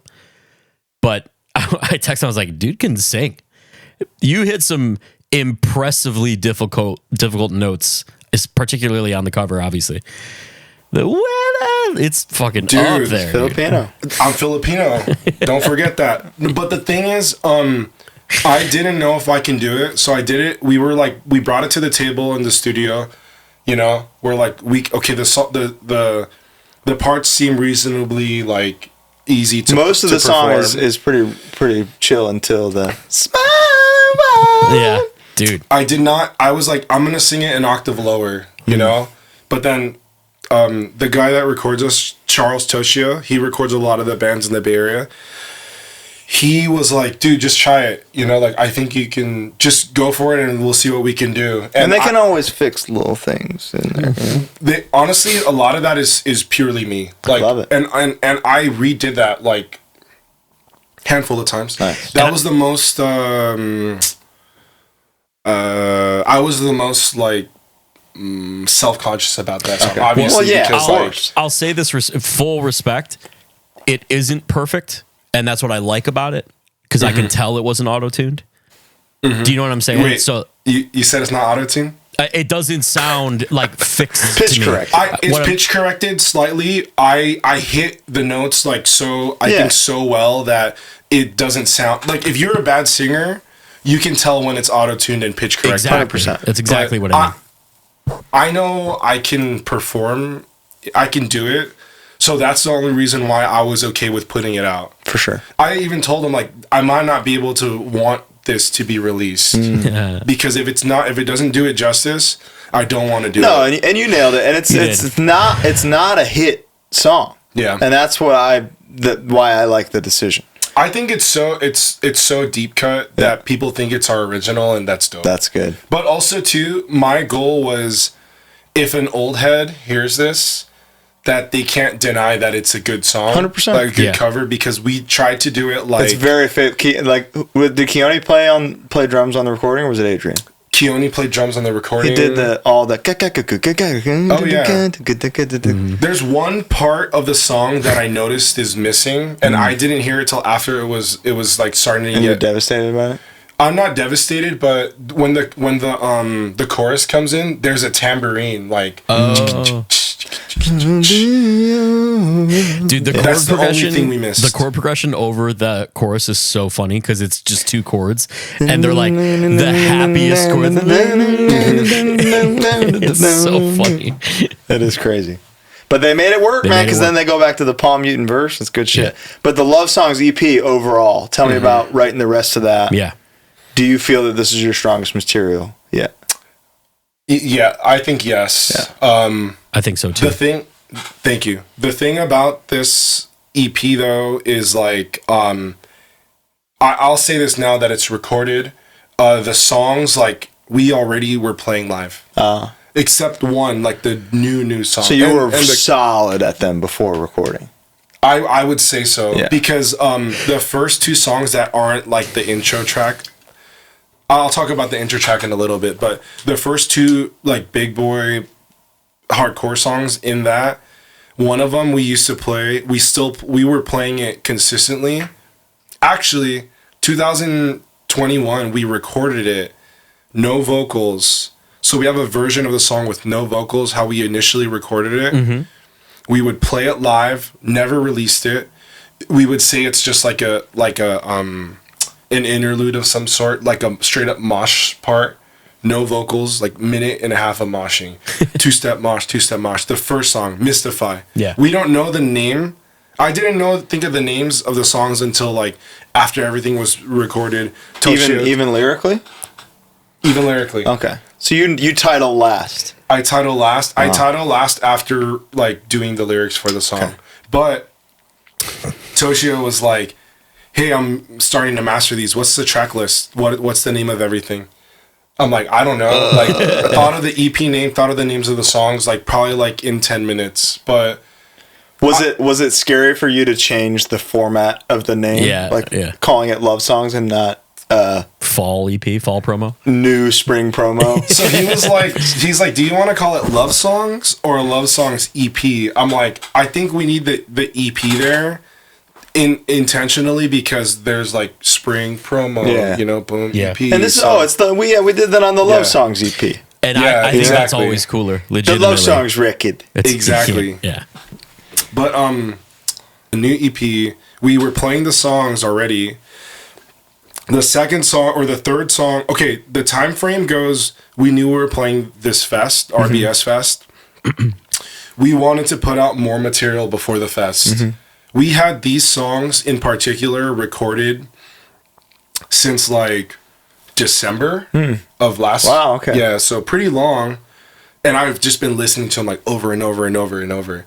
So I knew, with the exception of the first song, I titled it When I Prayed. That's the first thing the person says. The person in the recording is our good friend Saxon. He's done something on every release we've done. He also did like the Gulch intro, the Hands of God intro. This guy is like RBS. Cool. Like he's so RBS. He did me and him were doing the intro together, When I Prayed, and the sample part and the spoken word, he all did that. Awesome. Oh, cool. I kind of like orchestrated it or whatever. The words that he's saying was from a book I read. I'm like, hey, like, can you say it like this in this style? But that was probably like the second most like I needed that to be perfect too. You know what I mean? Sure. Going into the song, so I knew the other three songs. I knew the hardcore songs were good. So, But is this the first time you've ever felt like the pressure of perfection going into a recording?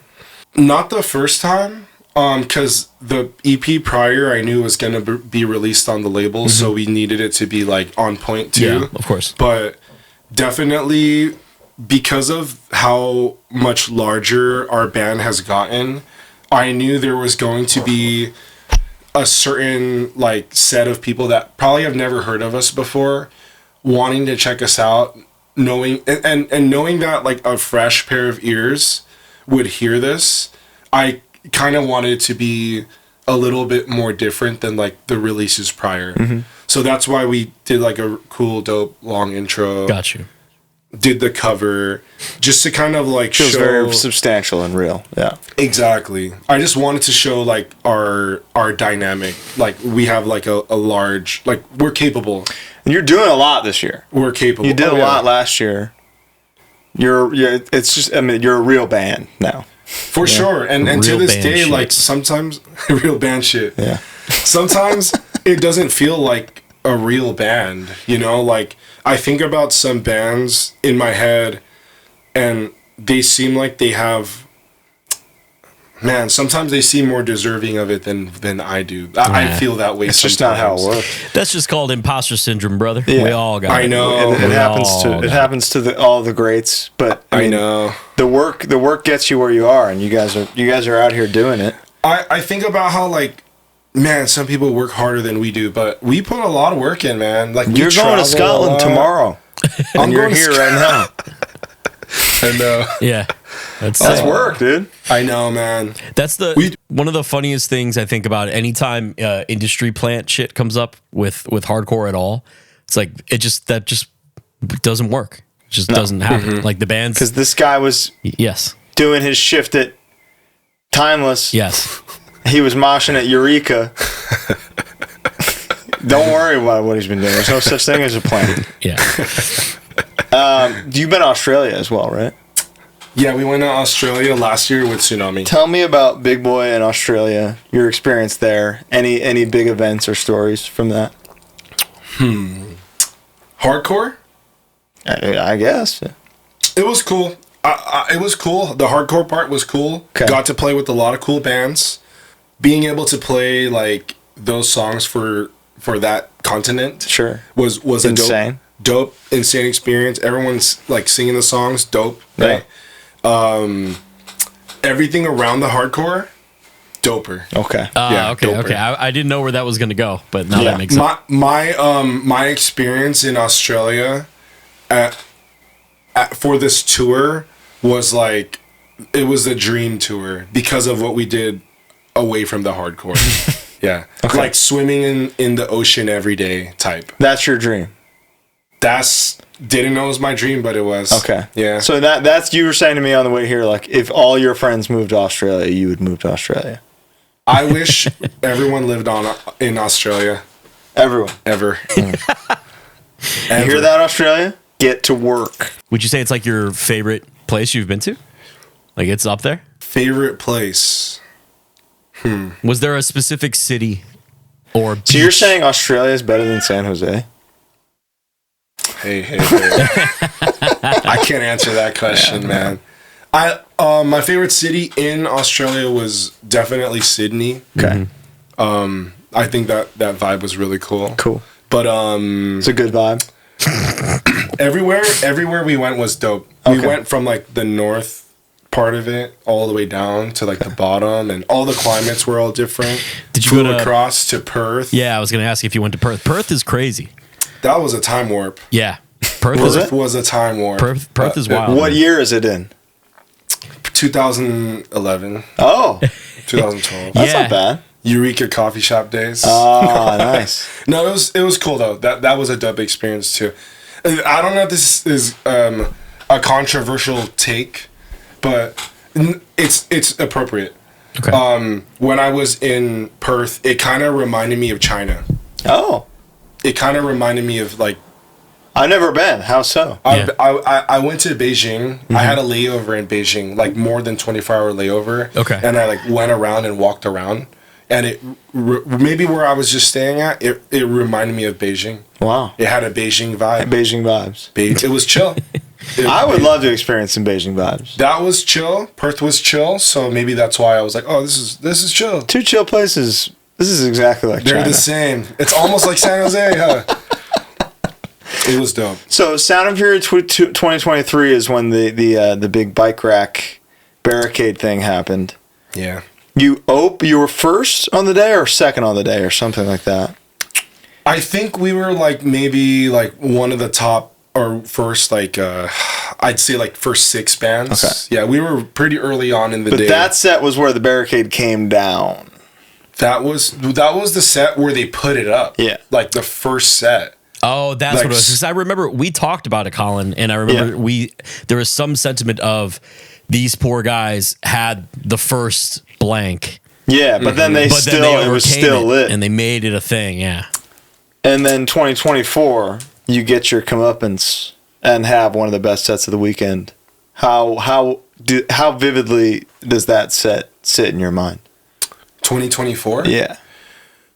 That was probably the craziest thing I've ever witnessed Yeah. for our band. I think you incited the biggest pit I've ever seen.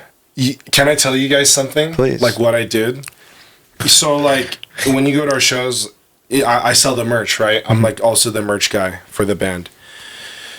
I recognized a lot of people that were moshers, okay? Like trusty people that were like moshers at our shows. Red mullet guy from Midnight Hour. Chase, You know, he's shout out there. Chase. Yeah. He's probably one of them that I spoke to. Every mosher I saw, I told them what I wanted to do.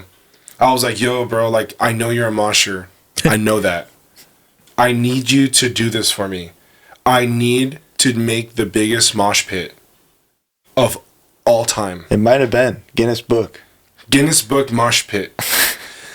And they listened.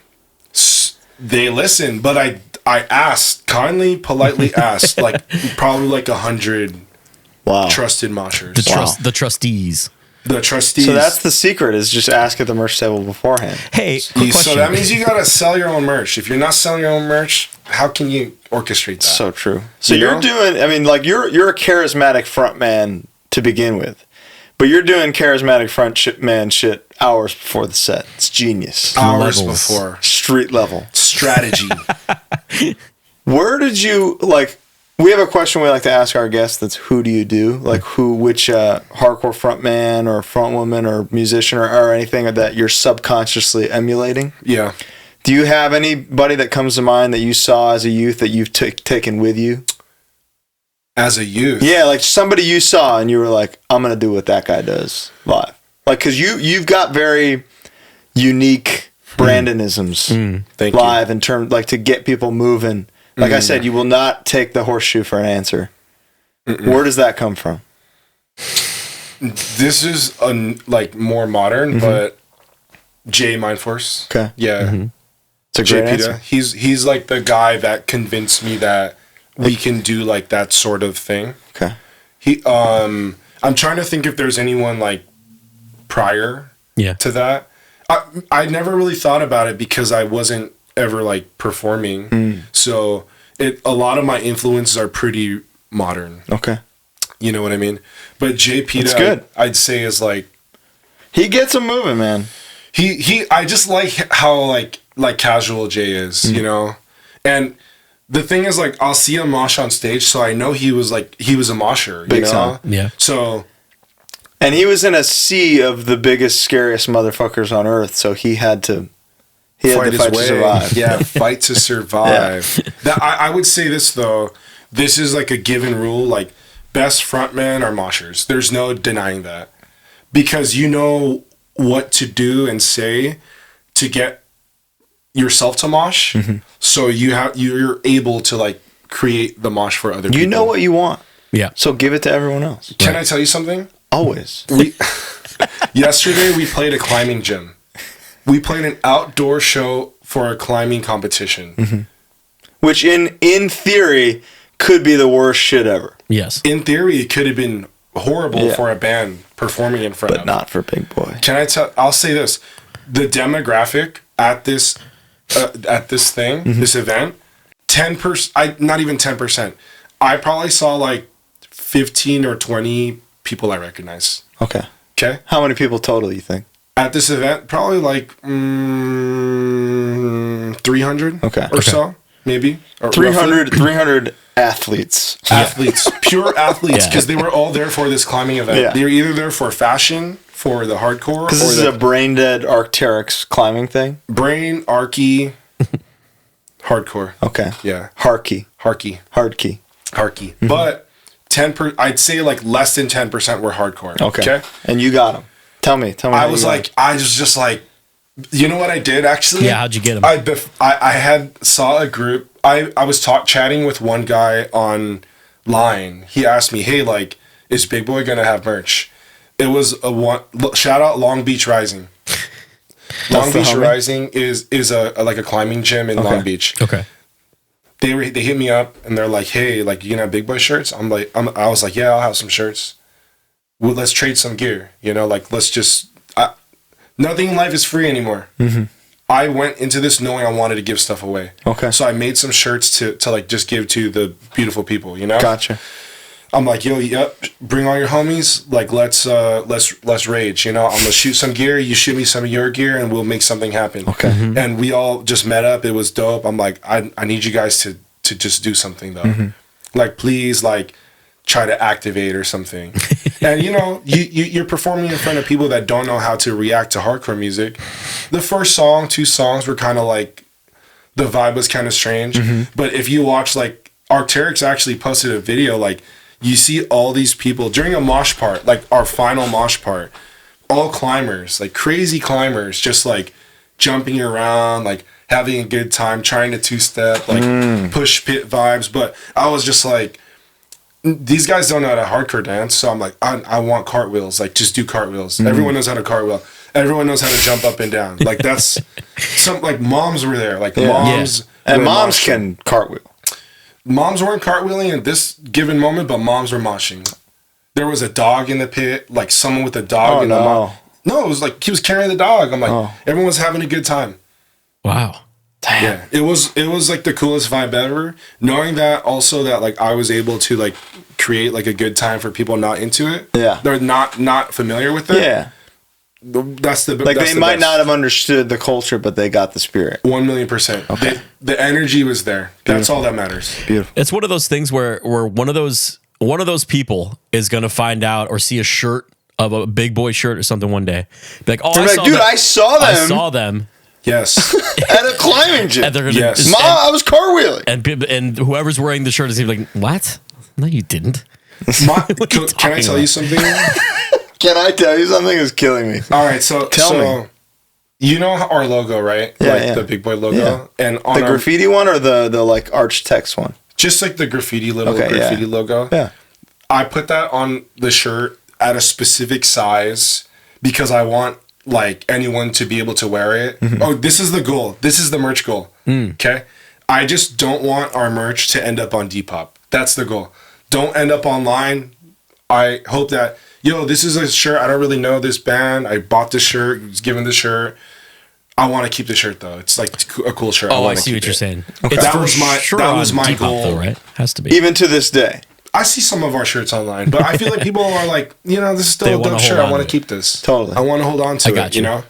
That's my goal with the merch we print, So you want to make things that are universally wearable? Exactly. So I want a mom to wear it. I want no more black shirts with the red text with the crazy scary imagery. Like, that's hard. That's like hard to wear. It's my bread and butter, baby. That's the bread and butter. Yeah. But I got the shorties at the climbing gym wearing the Big Boy tee. Exactly. Like I want that. Yeah.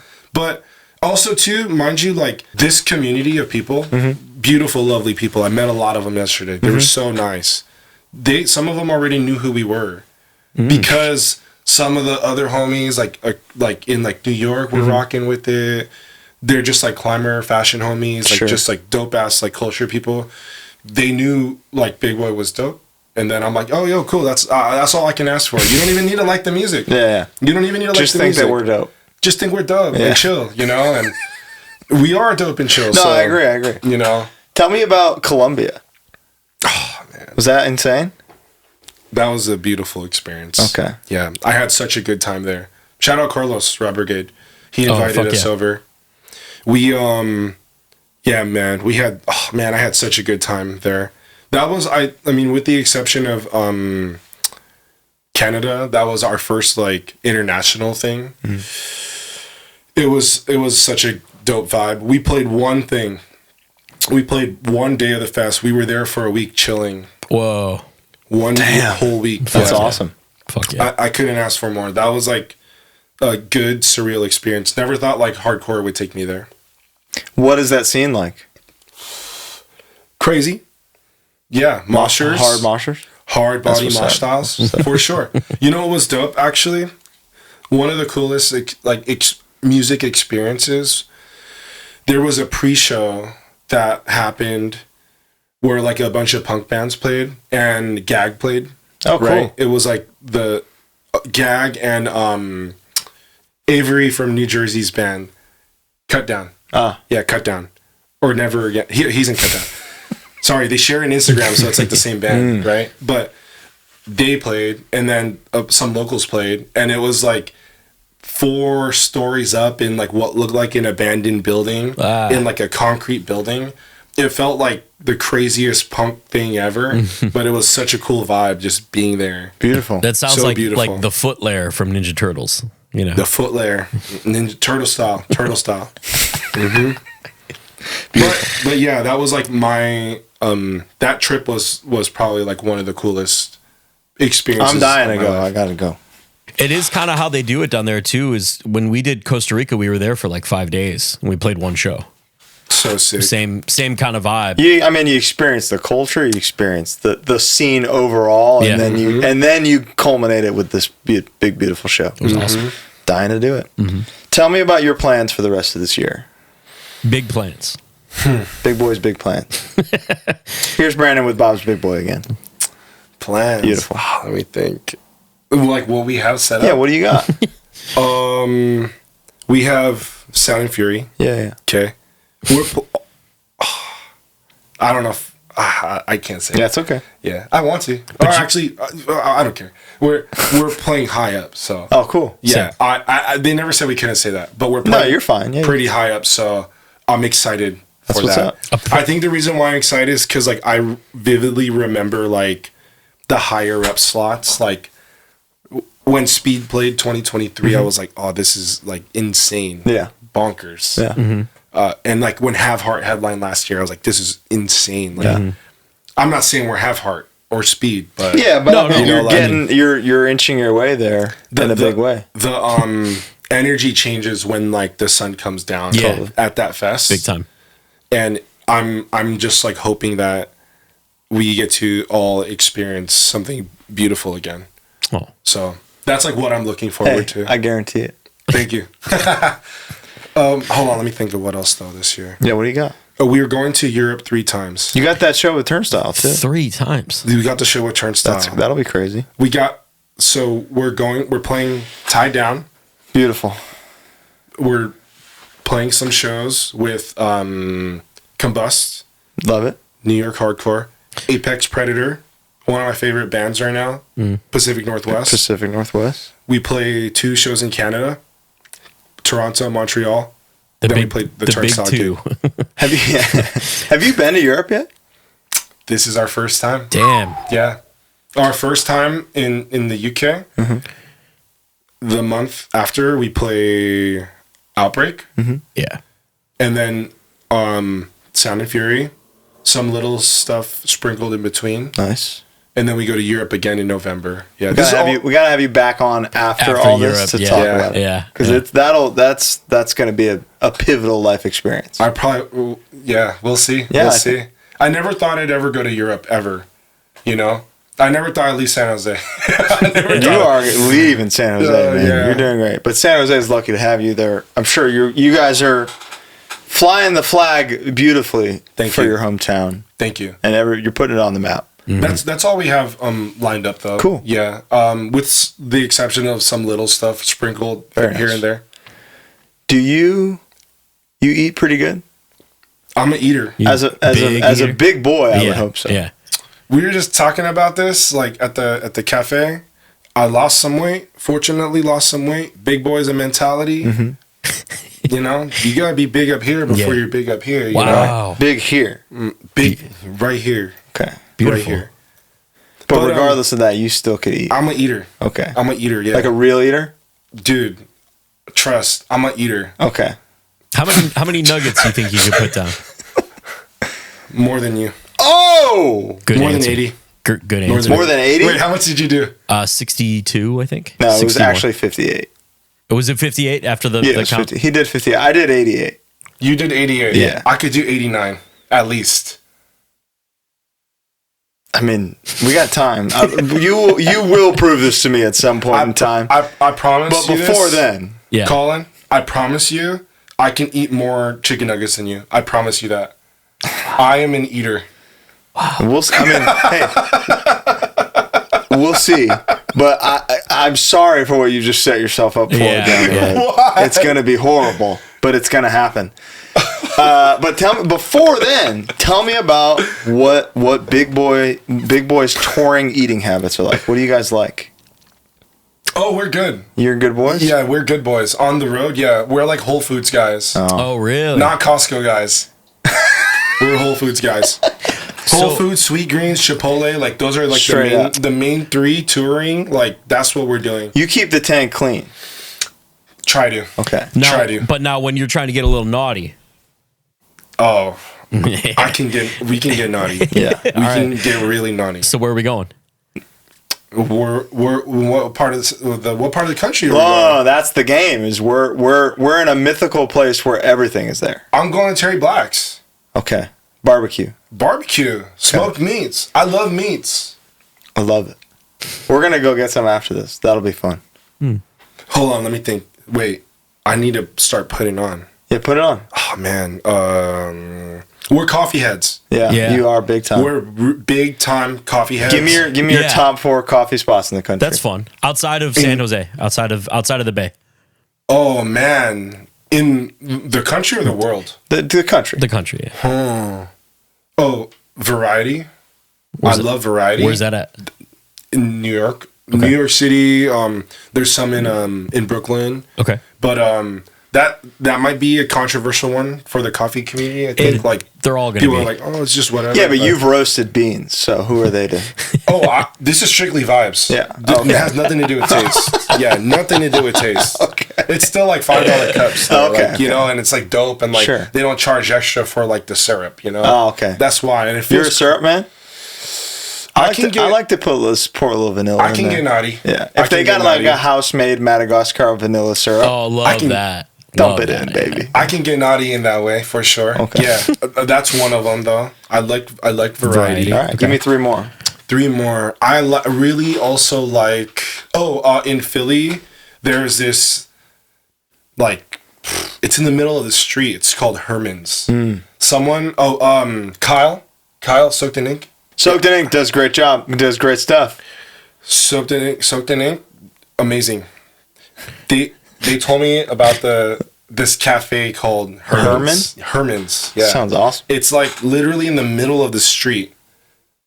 It's it has like groceries in there too, but they do this beverage called an Americano, and it's like a steamed espresso shot, like frothed espresso shot with slight vanilla syrup, slight syrup over ice. Oh, I'm not an ice drink guy. Oh, really? Yeah, I I'm not noticed an that ice- today.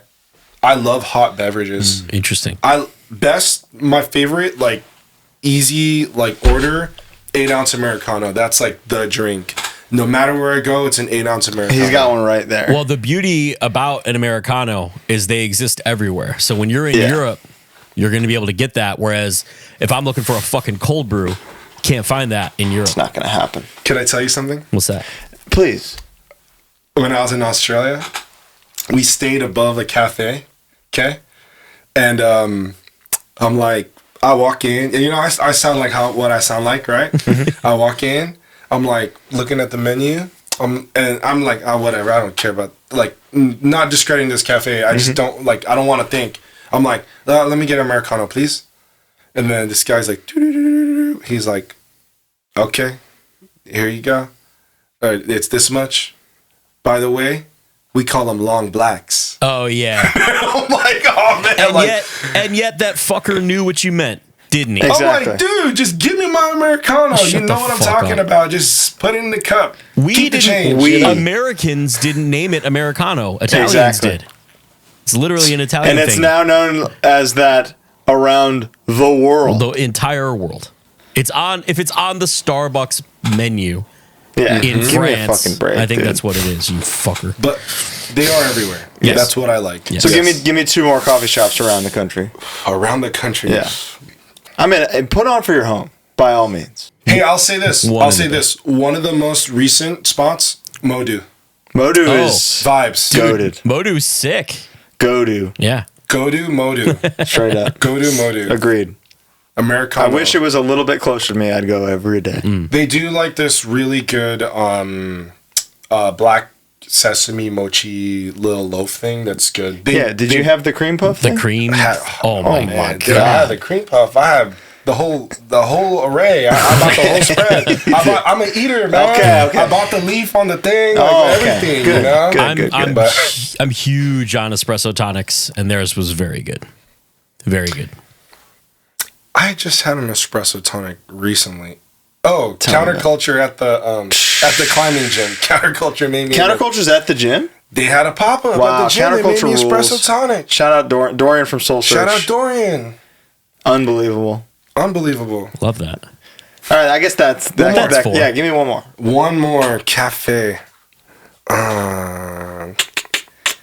Bay? Can Yeah, I say sure. Bay? Yeah, I want Yeah. you to put on for your home. Yeah. A cup that you're excited to get. An excited cup. When you're home. Not timeless, because timeless is Thomas dope. is obviously. Oh fantastic. man, this might be controversial coffee.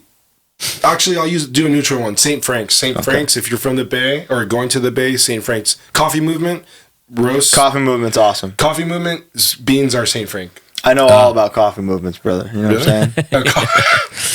Wait, really? No, yeah, I've been there many times, and I shit a lot. So I meant it both ways.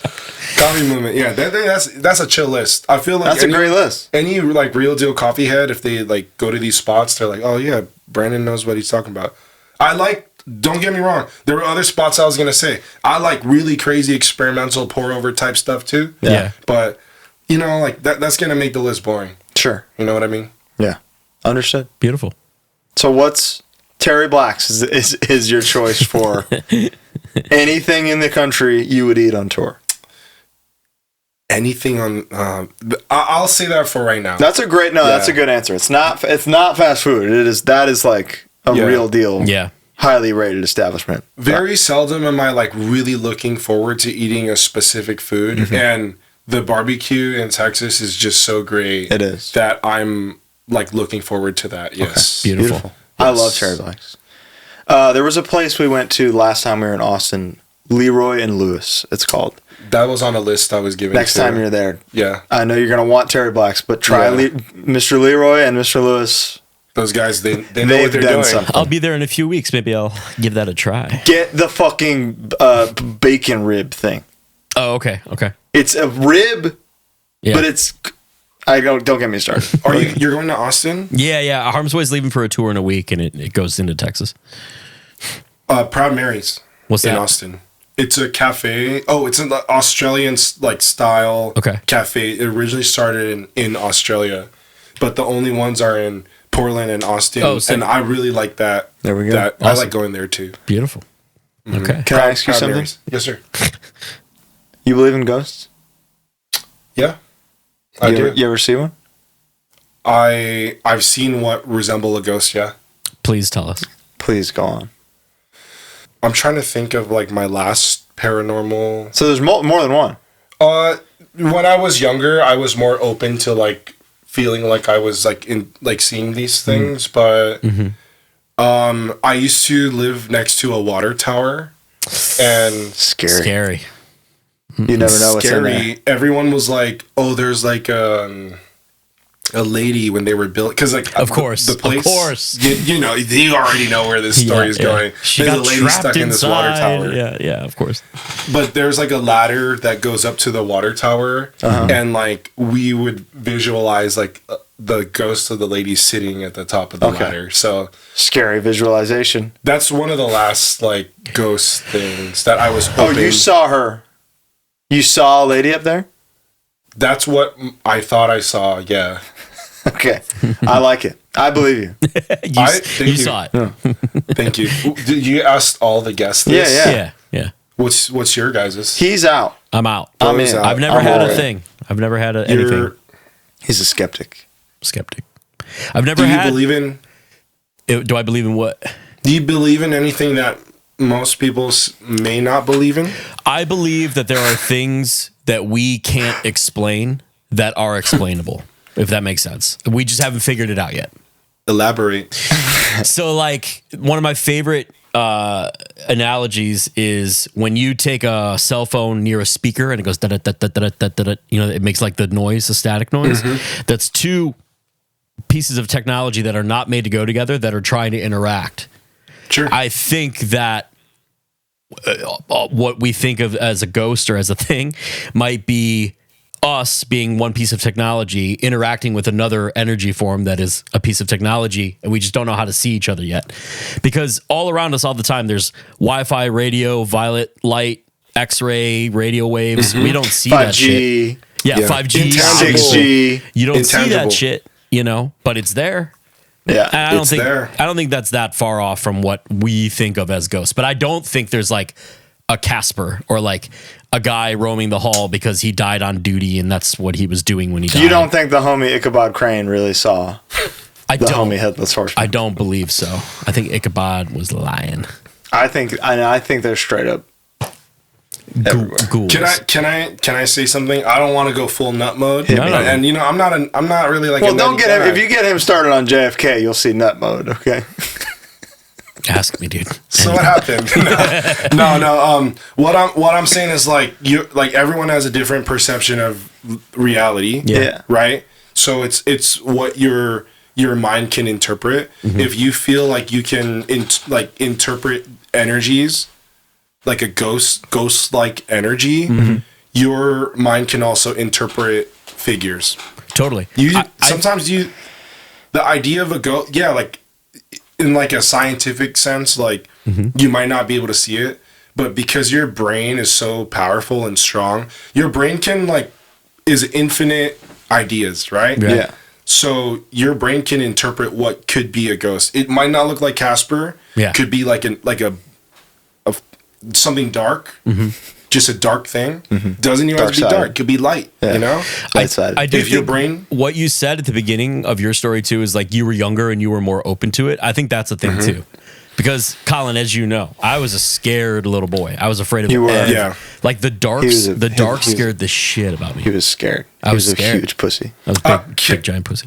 Big pussy. So was I. Yeah. I pretended like I wasn't. Yeah. You know, you pretend to be hard body. You're not scared of Chucky. The idea of Chucky under your bed. Yeah. But I then, don't care about Chucky. yeah. But then- I'm scared Mom, of Chucky under my Can bed. you turn yeah. the hall light on, please? Oh You yeah. Running up the stairs after taking the trash out Running up at that night, hill. you know, straight up. Kate Bush style. Sorry. Can I just let me just No, of finish course. like Of this course. thought? Yeah. So when you're young, those are the things you feel or believe, right? Yeah. There are sort of energies that I feel that make me believe these sort of things. Like, for example, there are these sort of feelings that I can feel from inanimate objects when you look at something, or you know, you observe something. Long that, legs type shit. that give me the same feeling of like what it would be like to see a ghost again. So like one day I was sleeping somewhere. I woke up and it was literally like a quarter mile away from like the face of a mountain. And when I woke up and I looked at the mountain, I felt like haunted, like this haunting feeling. It was an energy. Similar. Do you guys like get in the ocean ever? Yeah. Rarely. I do. Very rarely. I like to swim.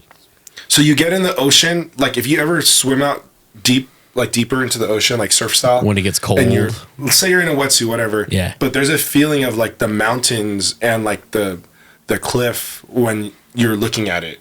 Maybe it might just be me, you know. But there's this like energy, ghost-like It's the energy. earth pulling you back in, you know. It could be that, you know. But I'm open to interpreting it as like a unexplainable, like ghost-like energy. Okay. So you feel that every time you see a mountain in a certain way. Sometimes certain I mountains do. speak to you. Exactly. Sometimes I don't. Sometimes certain objects like feel like they radiate a certain energy. Unexplainable. Unexplainable, you know? That could be like the iPhone to the studio. Yeah, market. totally. It's a good way to put it. So we got a believer. I believe a lot of things. All right. You know, I'm very open to believing. We got one. A lot of skeptics lately. Yeah. Who was skeptical? Yeah, most people. Most people, I don't get me wrong. I want to believe. I have just not.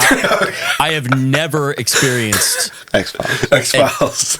It's from the X-Files. It's from the X Files. Yeah, yeah. Fox. It's on Fox. David Duchovny. I like that. It's a good show. So we had you on briefly on our Lettermosh'd episode where we asked people their top 4 hardcore records of all time. Do you remember what your answers were, and have they changed? I remember my answers. So your top 4 hardcore records of all time. Should I restate them? Yeah. Yeah. I said Intolerable Weight, Soul Search. Soul Search, EP, Demo. Yeah. One of the best, still holds up. To me, still holds up. I said Dedicated to Babies Who Came Feet First, Right. from Soul Search. Cold World.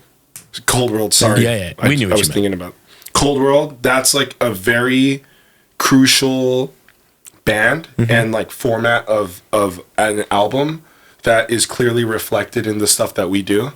Like everything down to like the speaking parts Yeah, the and like the sampling. samples. Yeah, totally. I could see it.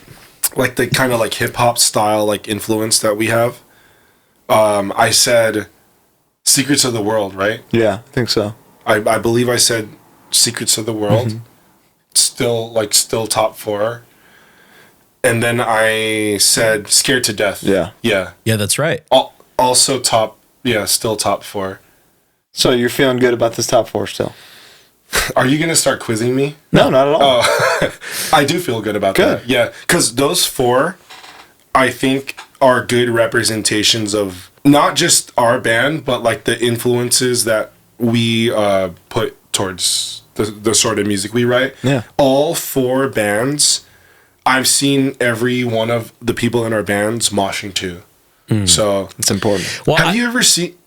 I was Go just on, gonna say I like your answers too because it's very often that we get records that are like over 40 years old. Yours. Can I tell you something? You can tell me anything. This might be controversial, HC. Okay. I don't like much. Sorry, let me rephrase this. Let me say this correctly so I don't get flamed.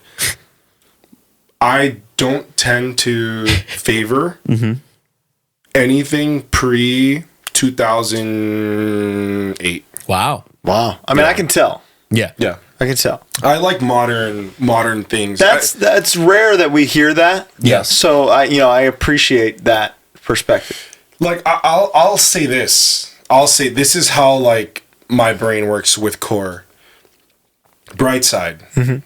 That might be some like people's favorite albums, right? Many. Yeah. I like Brightside because it sounds like Combust. Interesting. You get what I'm saying? That's where like my brain is when it comes to So like, you have a modern reference of it, therefore you go, oh, this is what this band I like is pulling from. Okay, now I understand that. yes. This is also very controversial what I'm going to say right now. And I won't even say the name of the band. You're already striking controversy, but let's hear it. Let's say there's a band that like every single there are some bands that subjectively every single hardcore kid, the general demographic, it is like I like this band. Yeah. Old heads, young heads. Bands that are sometimes so popular that like kind of create a style. Everyone imitates it. And my first introduction to this band, like these sort of bands, is like a bad version of that. And then I don't like the band. Because like, oh, this was like... That's common, though. right? yeah, Like, you're- this band was doing this style. derivative, yeah. It took me forever to like Hatebreed. Like, it took me forever to like Hatebreed. Interesting. You know? And there's still certain bands that are on that caliber where I'm just like, I don't really know. I don't get it. Like, people say they get it. But I think because the style has been so diluted by local bands or people that are just kind of imitating it that I don't necessarily favor. So it doesn't satisfy me. But like you I went understand. like Cold World takes a lot from Life of Agony, so that like you went Yeah. back and that put Life of Agony in a different context for you. Because like you covering Other Side of the River was your choice. That's a deep cut song on a deep cut record by a band from the early '90s, which sounds like a thing you would not be into. Sure.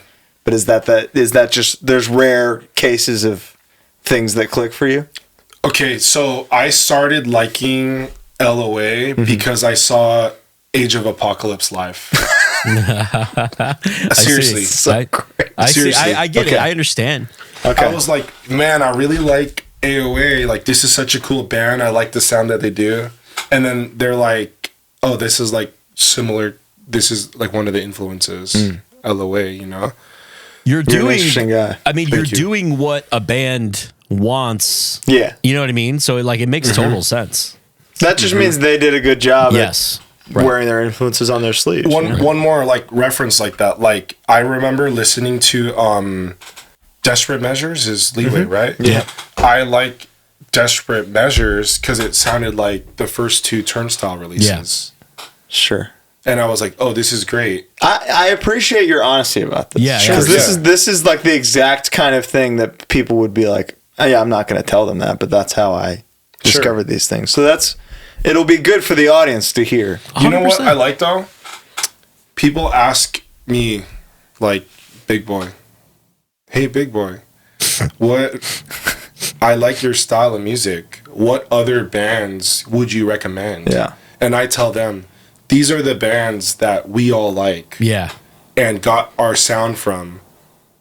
You'll probably like this too. Yeah. Wow. So, and amongst those bands are like the ones we were just talking Yeah, about. 100%. So There it is. that's how my thought goes into this, you know.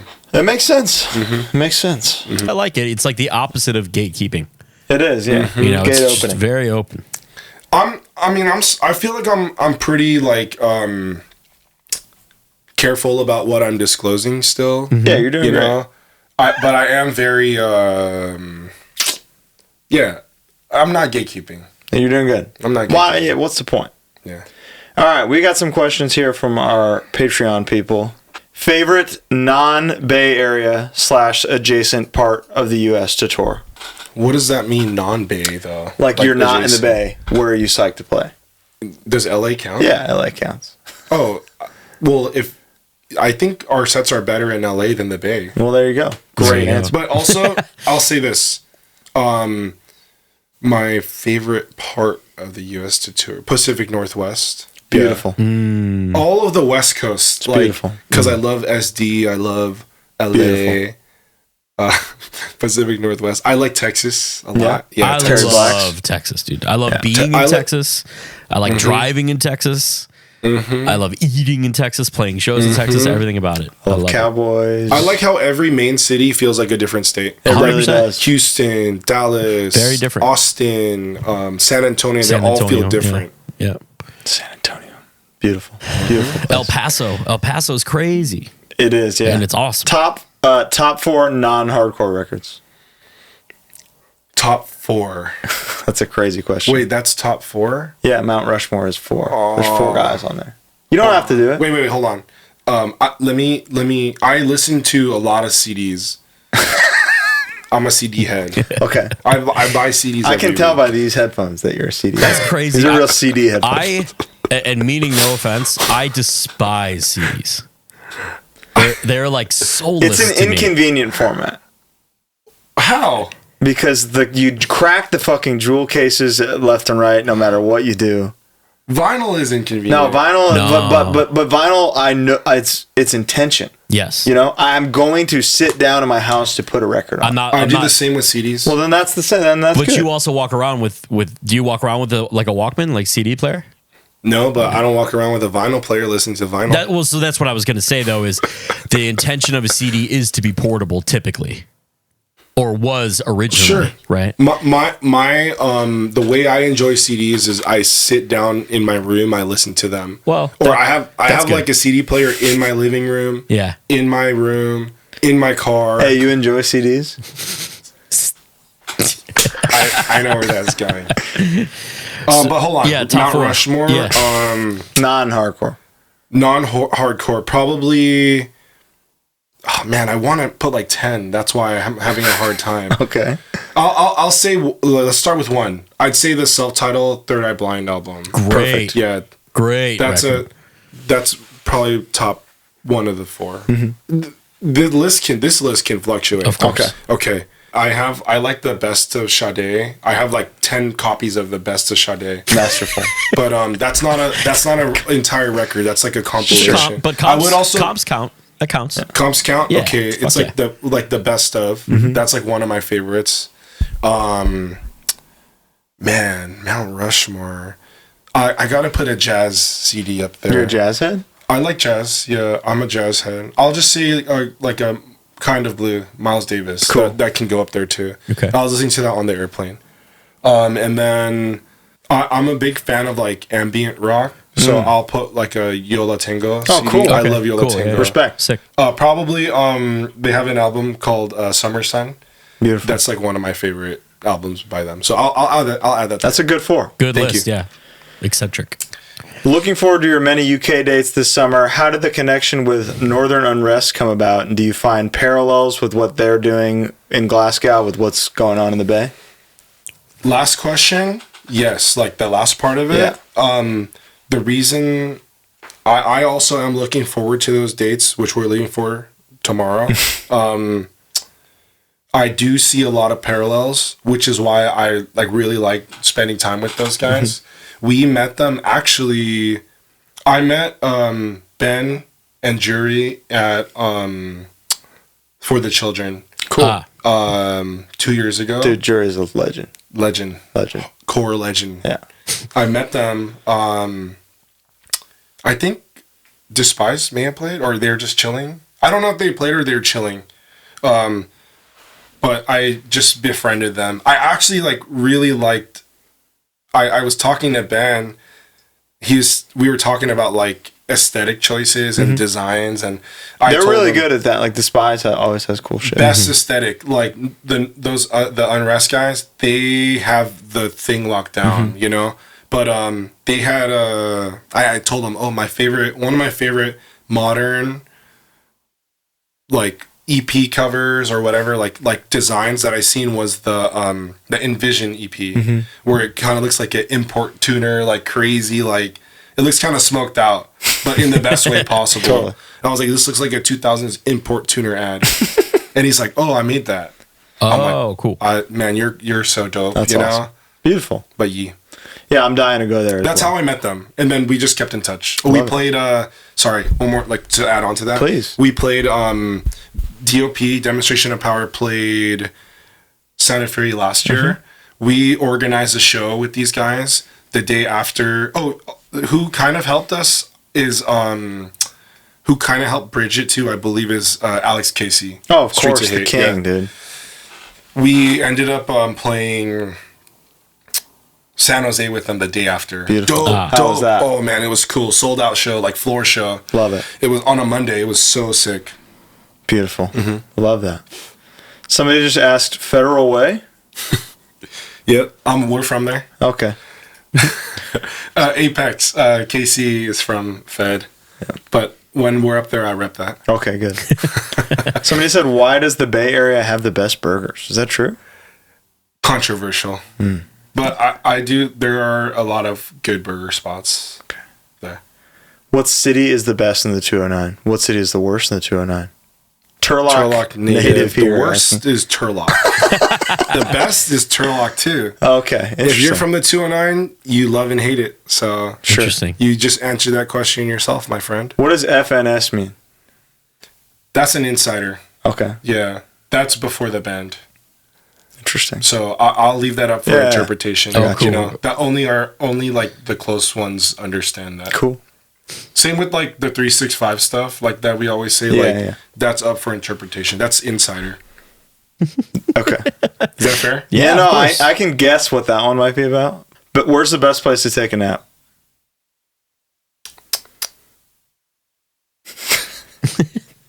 Trying to think. When I was a young man, I used to get in a lot of trouble. You were a little fucker, right? I was, I knew dude. it. Yeah. I mean, the splash zone at 30 tells me you were an absolute demon. that's mild. You know? Okay. But okay, so I had to do an insane amount of community service. Like, Wow. when I was a young man, like adult. Oh shit. An insane, like 300 hours type, like Wow. insane. So we're talking crime. In and out the court system. Okay. So where were you napping? So this is where it comes. Okay. I when I was doing community service, there was a park in South Bay that one of the dudes that was like in charge of like writing the hours off, I would go there. He'd be like, all right, dude, like just do this. I'll come back at this time. And there was a hill, like a knoll there's a knoll under this tree. And I would just take a nap. I would have like the safety reflective vest on, high vis, take yeah. it off, roll it up, put it in my pocket, just like lay in the grass And then get your hours. Get my hours. Did you get busted? Never got busted. Wow. Nice. That was like the best place I've ever taken. You'll a never nap. sleep as good Well, as that dude, ever again. That's what I was gonna say. Is like I think modern day, it's probably like just like the couch. Couch. But dude, in high school, the naps I would take This in one? class, that one on a book, I haven't slept good since. ever in my entire life. That hour economics Yeah. nap, Dude, best sleep I've ever gotten. unreal. Oh man. What's your deepest, darkest fear? Deepest, darkest fear? Yeah. You know what? My deepest, darkest fear is, man. I feel like you've thought about this. Actually, I haven't. You know, I'm sorry. I wish I had a good answer for this, but let's make one. Yeah. Okay. I don't really fear much. Maybe this will be like a good answer. I don't really fear much because I feel like I've never had like that much to lose. You know? It's a beautiful answer. Thanks, man. Now you got a lot to lose. And the older I get and the more I realize life is precious, I feel like there's more to lose in life. For sure. Based on like the relationships I've made, the things I've done, the things I am doing and will do, my deepest, darkest fear is not being able to like do everything. So that's I feel like a good answer. It's a good one. FOMO. Yeah, FOMO. FOMO is your biggest, deepest. FOMO of my life, not Yeah. FOMO. Because now I don't even want to chill with heads. I just want to just post up. You know? I'm the same. Great answer. Thank you. Would you ever make a song in Tagalog? And what is your to-go order from Jollibee?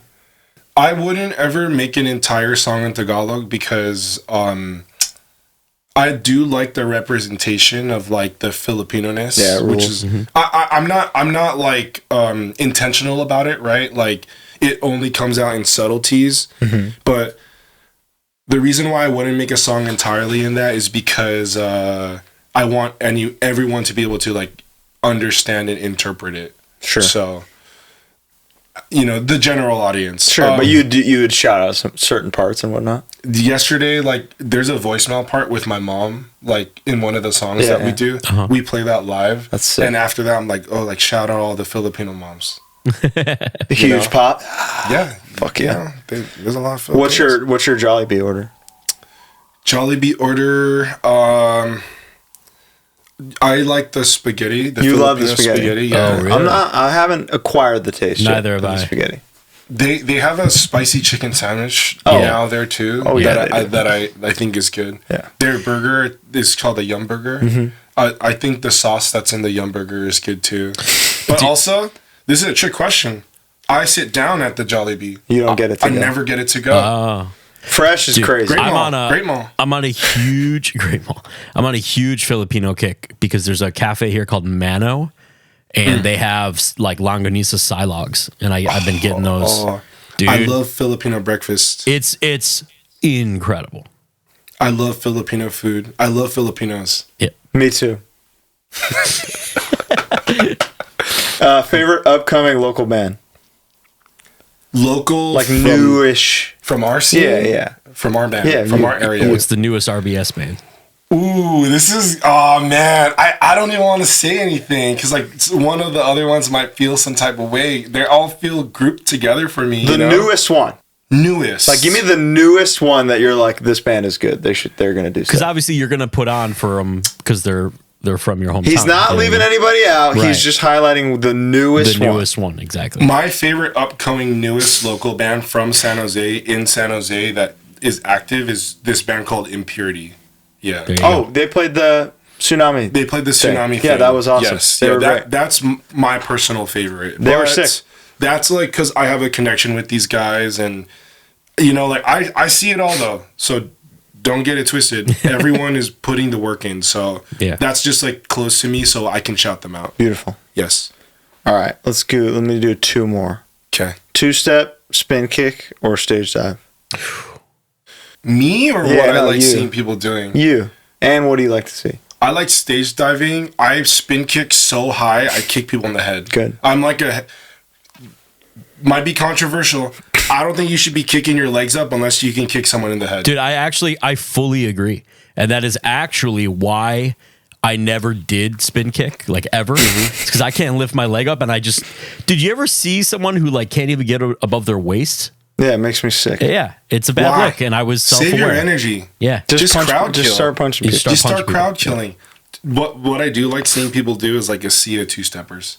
Oh, That's I love cool. that. I agree. But That's cool. also, Big Boy, like I try to do the trifecta where like you need a stage, like full on stage diving, like singing along and moshing. Like you need all 3. Yeah, So great answer. I don't Yeah. think anything looks as cool as like the obituary video. You know what I mean? Stage dive, stage dive, Mass stage dive, stage dive, dives stage is dive, just- stage dive. It's as cool as it gets. Yeah, I think agree. That's, That when somebody says their set was so crazy, that's what you think. it's usually because of a lot of stage dives. Yes. yeah, You know? or like a pylon, like a Yeah, dope pylon during a dope part. They're like, and you know what? Also, too, I've seen like people comment like, oh, like, do these guys have a song any more than Spades? I'm like, dude, like. That's the song, and people do the craziest things to that song. So, Every band has. Yeah, that's our song. That's It's music. called a hit. Yeah. So I'm like, dude, you're no fun. just stage dive, dude. Agreed. Last question. You can think about this. What's the best breakdown? Ooh. Can I ask you guys a question first? Sure. What were your guys's? Crowbar, To Carry the Load, Suffocation, Thrones of Blood, Hatebreed, Doomsayer, Hatebreed, Beholder of Justice. That was what I was gonna say. I'll go Chromax, Don't Tread on Me. Chromax, It's the Limit. Skank, Skank. Same part. Yeah. It's the same song twice. Yeah. Earth Crisis, Gamora Season. Did-did-dun, did-did-dun, did-did-dun, Come on. did-did-dun, get-dun, did-did-dun. Hey, I'll go against that. My favorite breakdown is the end of Unconquered by Extinguish. Whoa. Putting on There you go. for your boys. I'll say that. All the mosh parts for Extinguished are my favorite. That band activates me, but I'll say that the Unconquered breakdown. That's what it's about, is being Yeah. activated. Straight up. Brandon, it's been such a pleasure chatting today and having you here. This was 2 hours and 20 minutes. Can you believe that? Honestly, I can't even believe that. It's crazy, right? That was so great. Time I was watching like all the. I was looking at the runtime of all the other episodes. I'm like, Yeah. I don't know how I'm gonna be able to talk that long. Smoked it, dude. Cool. Easy. In a good way. I know you say smoked out is bad, but I think this was good vibes. You know what? I had to explain what the word "smoked out" was, and it's like has nothing to do with like the best word is like unconventional. Yeah. It's just smoked out. It's just smoked out. Yeah. This was not smoked out today. In fact, it was the jug. This episode was fantastic. Thank you, Brandon, for joining us. If you're you're probably home from Scotland by now by the time people are seeing this, but we hope you enjoyed that. Big Boy is going to have an incredible year. Love Songs EP is out now. Yes. I'm sure there will be more coming. Maybe a 10 to 12 minute LP down the road. Can't wait to hear it. Big Boy, the biggest boy. Enjoy. Chicken Joy. Chicken joy. Out now at your local Jollibee. Thank you, Brandon, for joining us. Have a great day. Bye. Bye. Bye.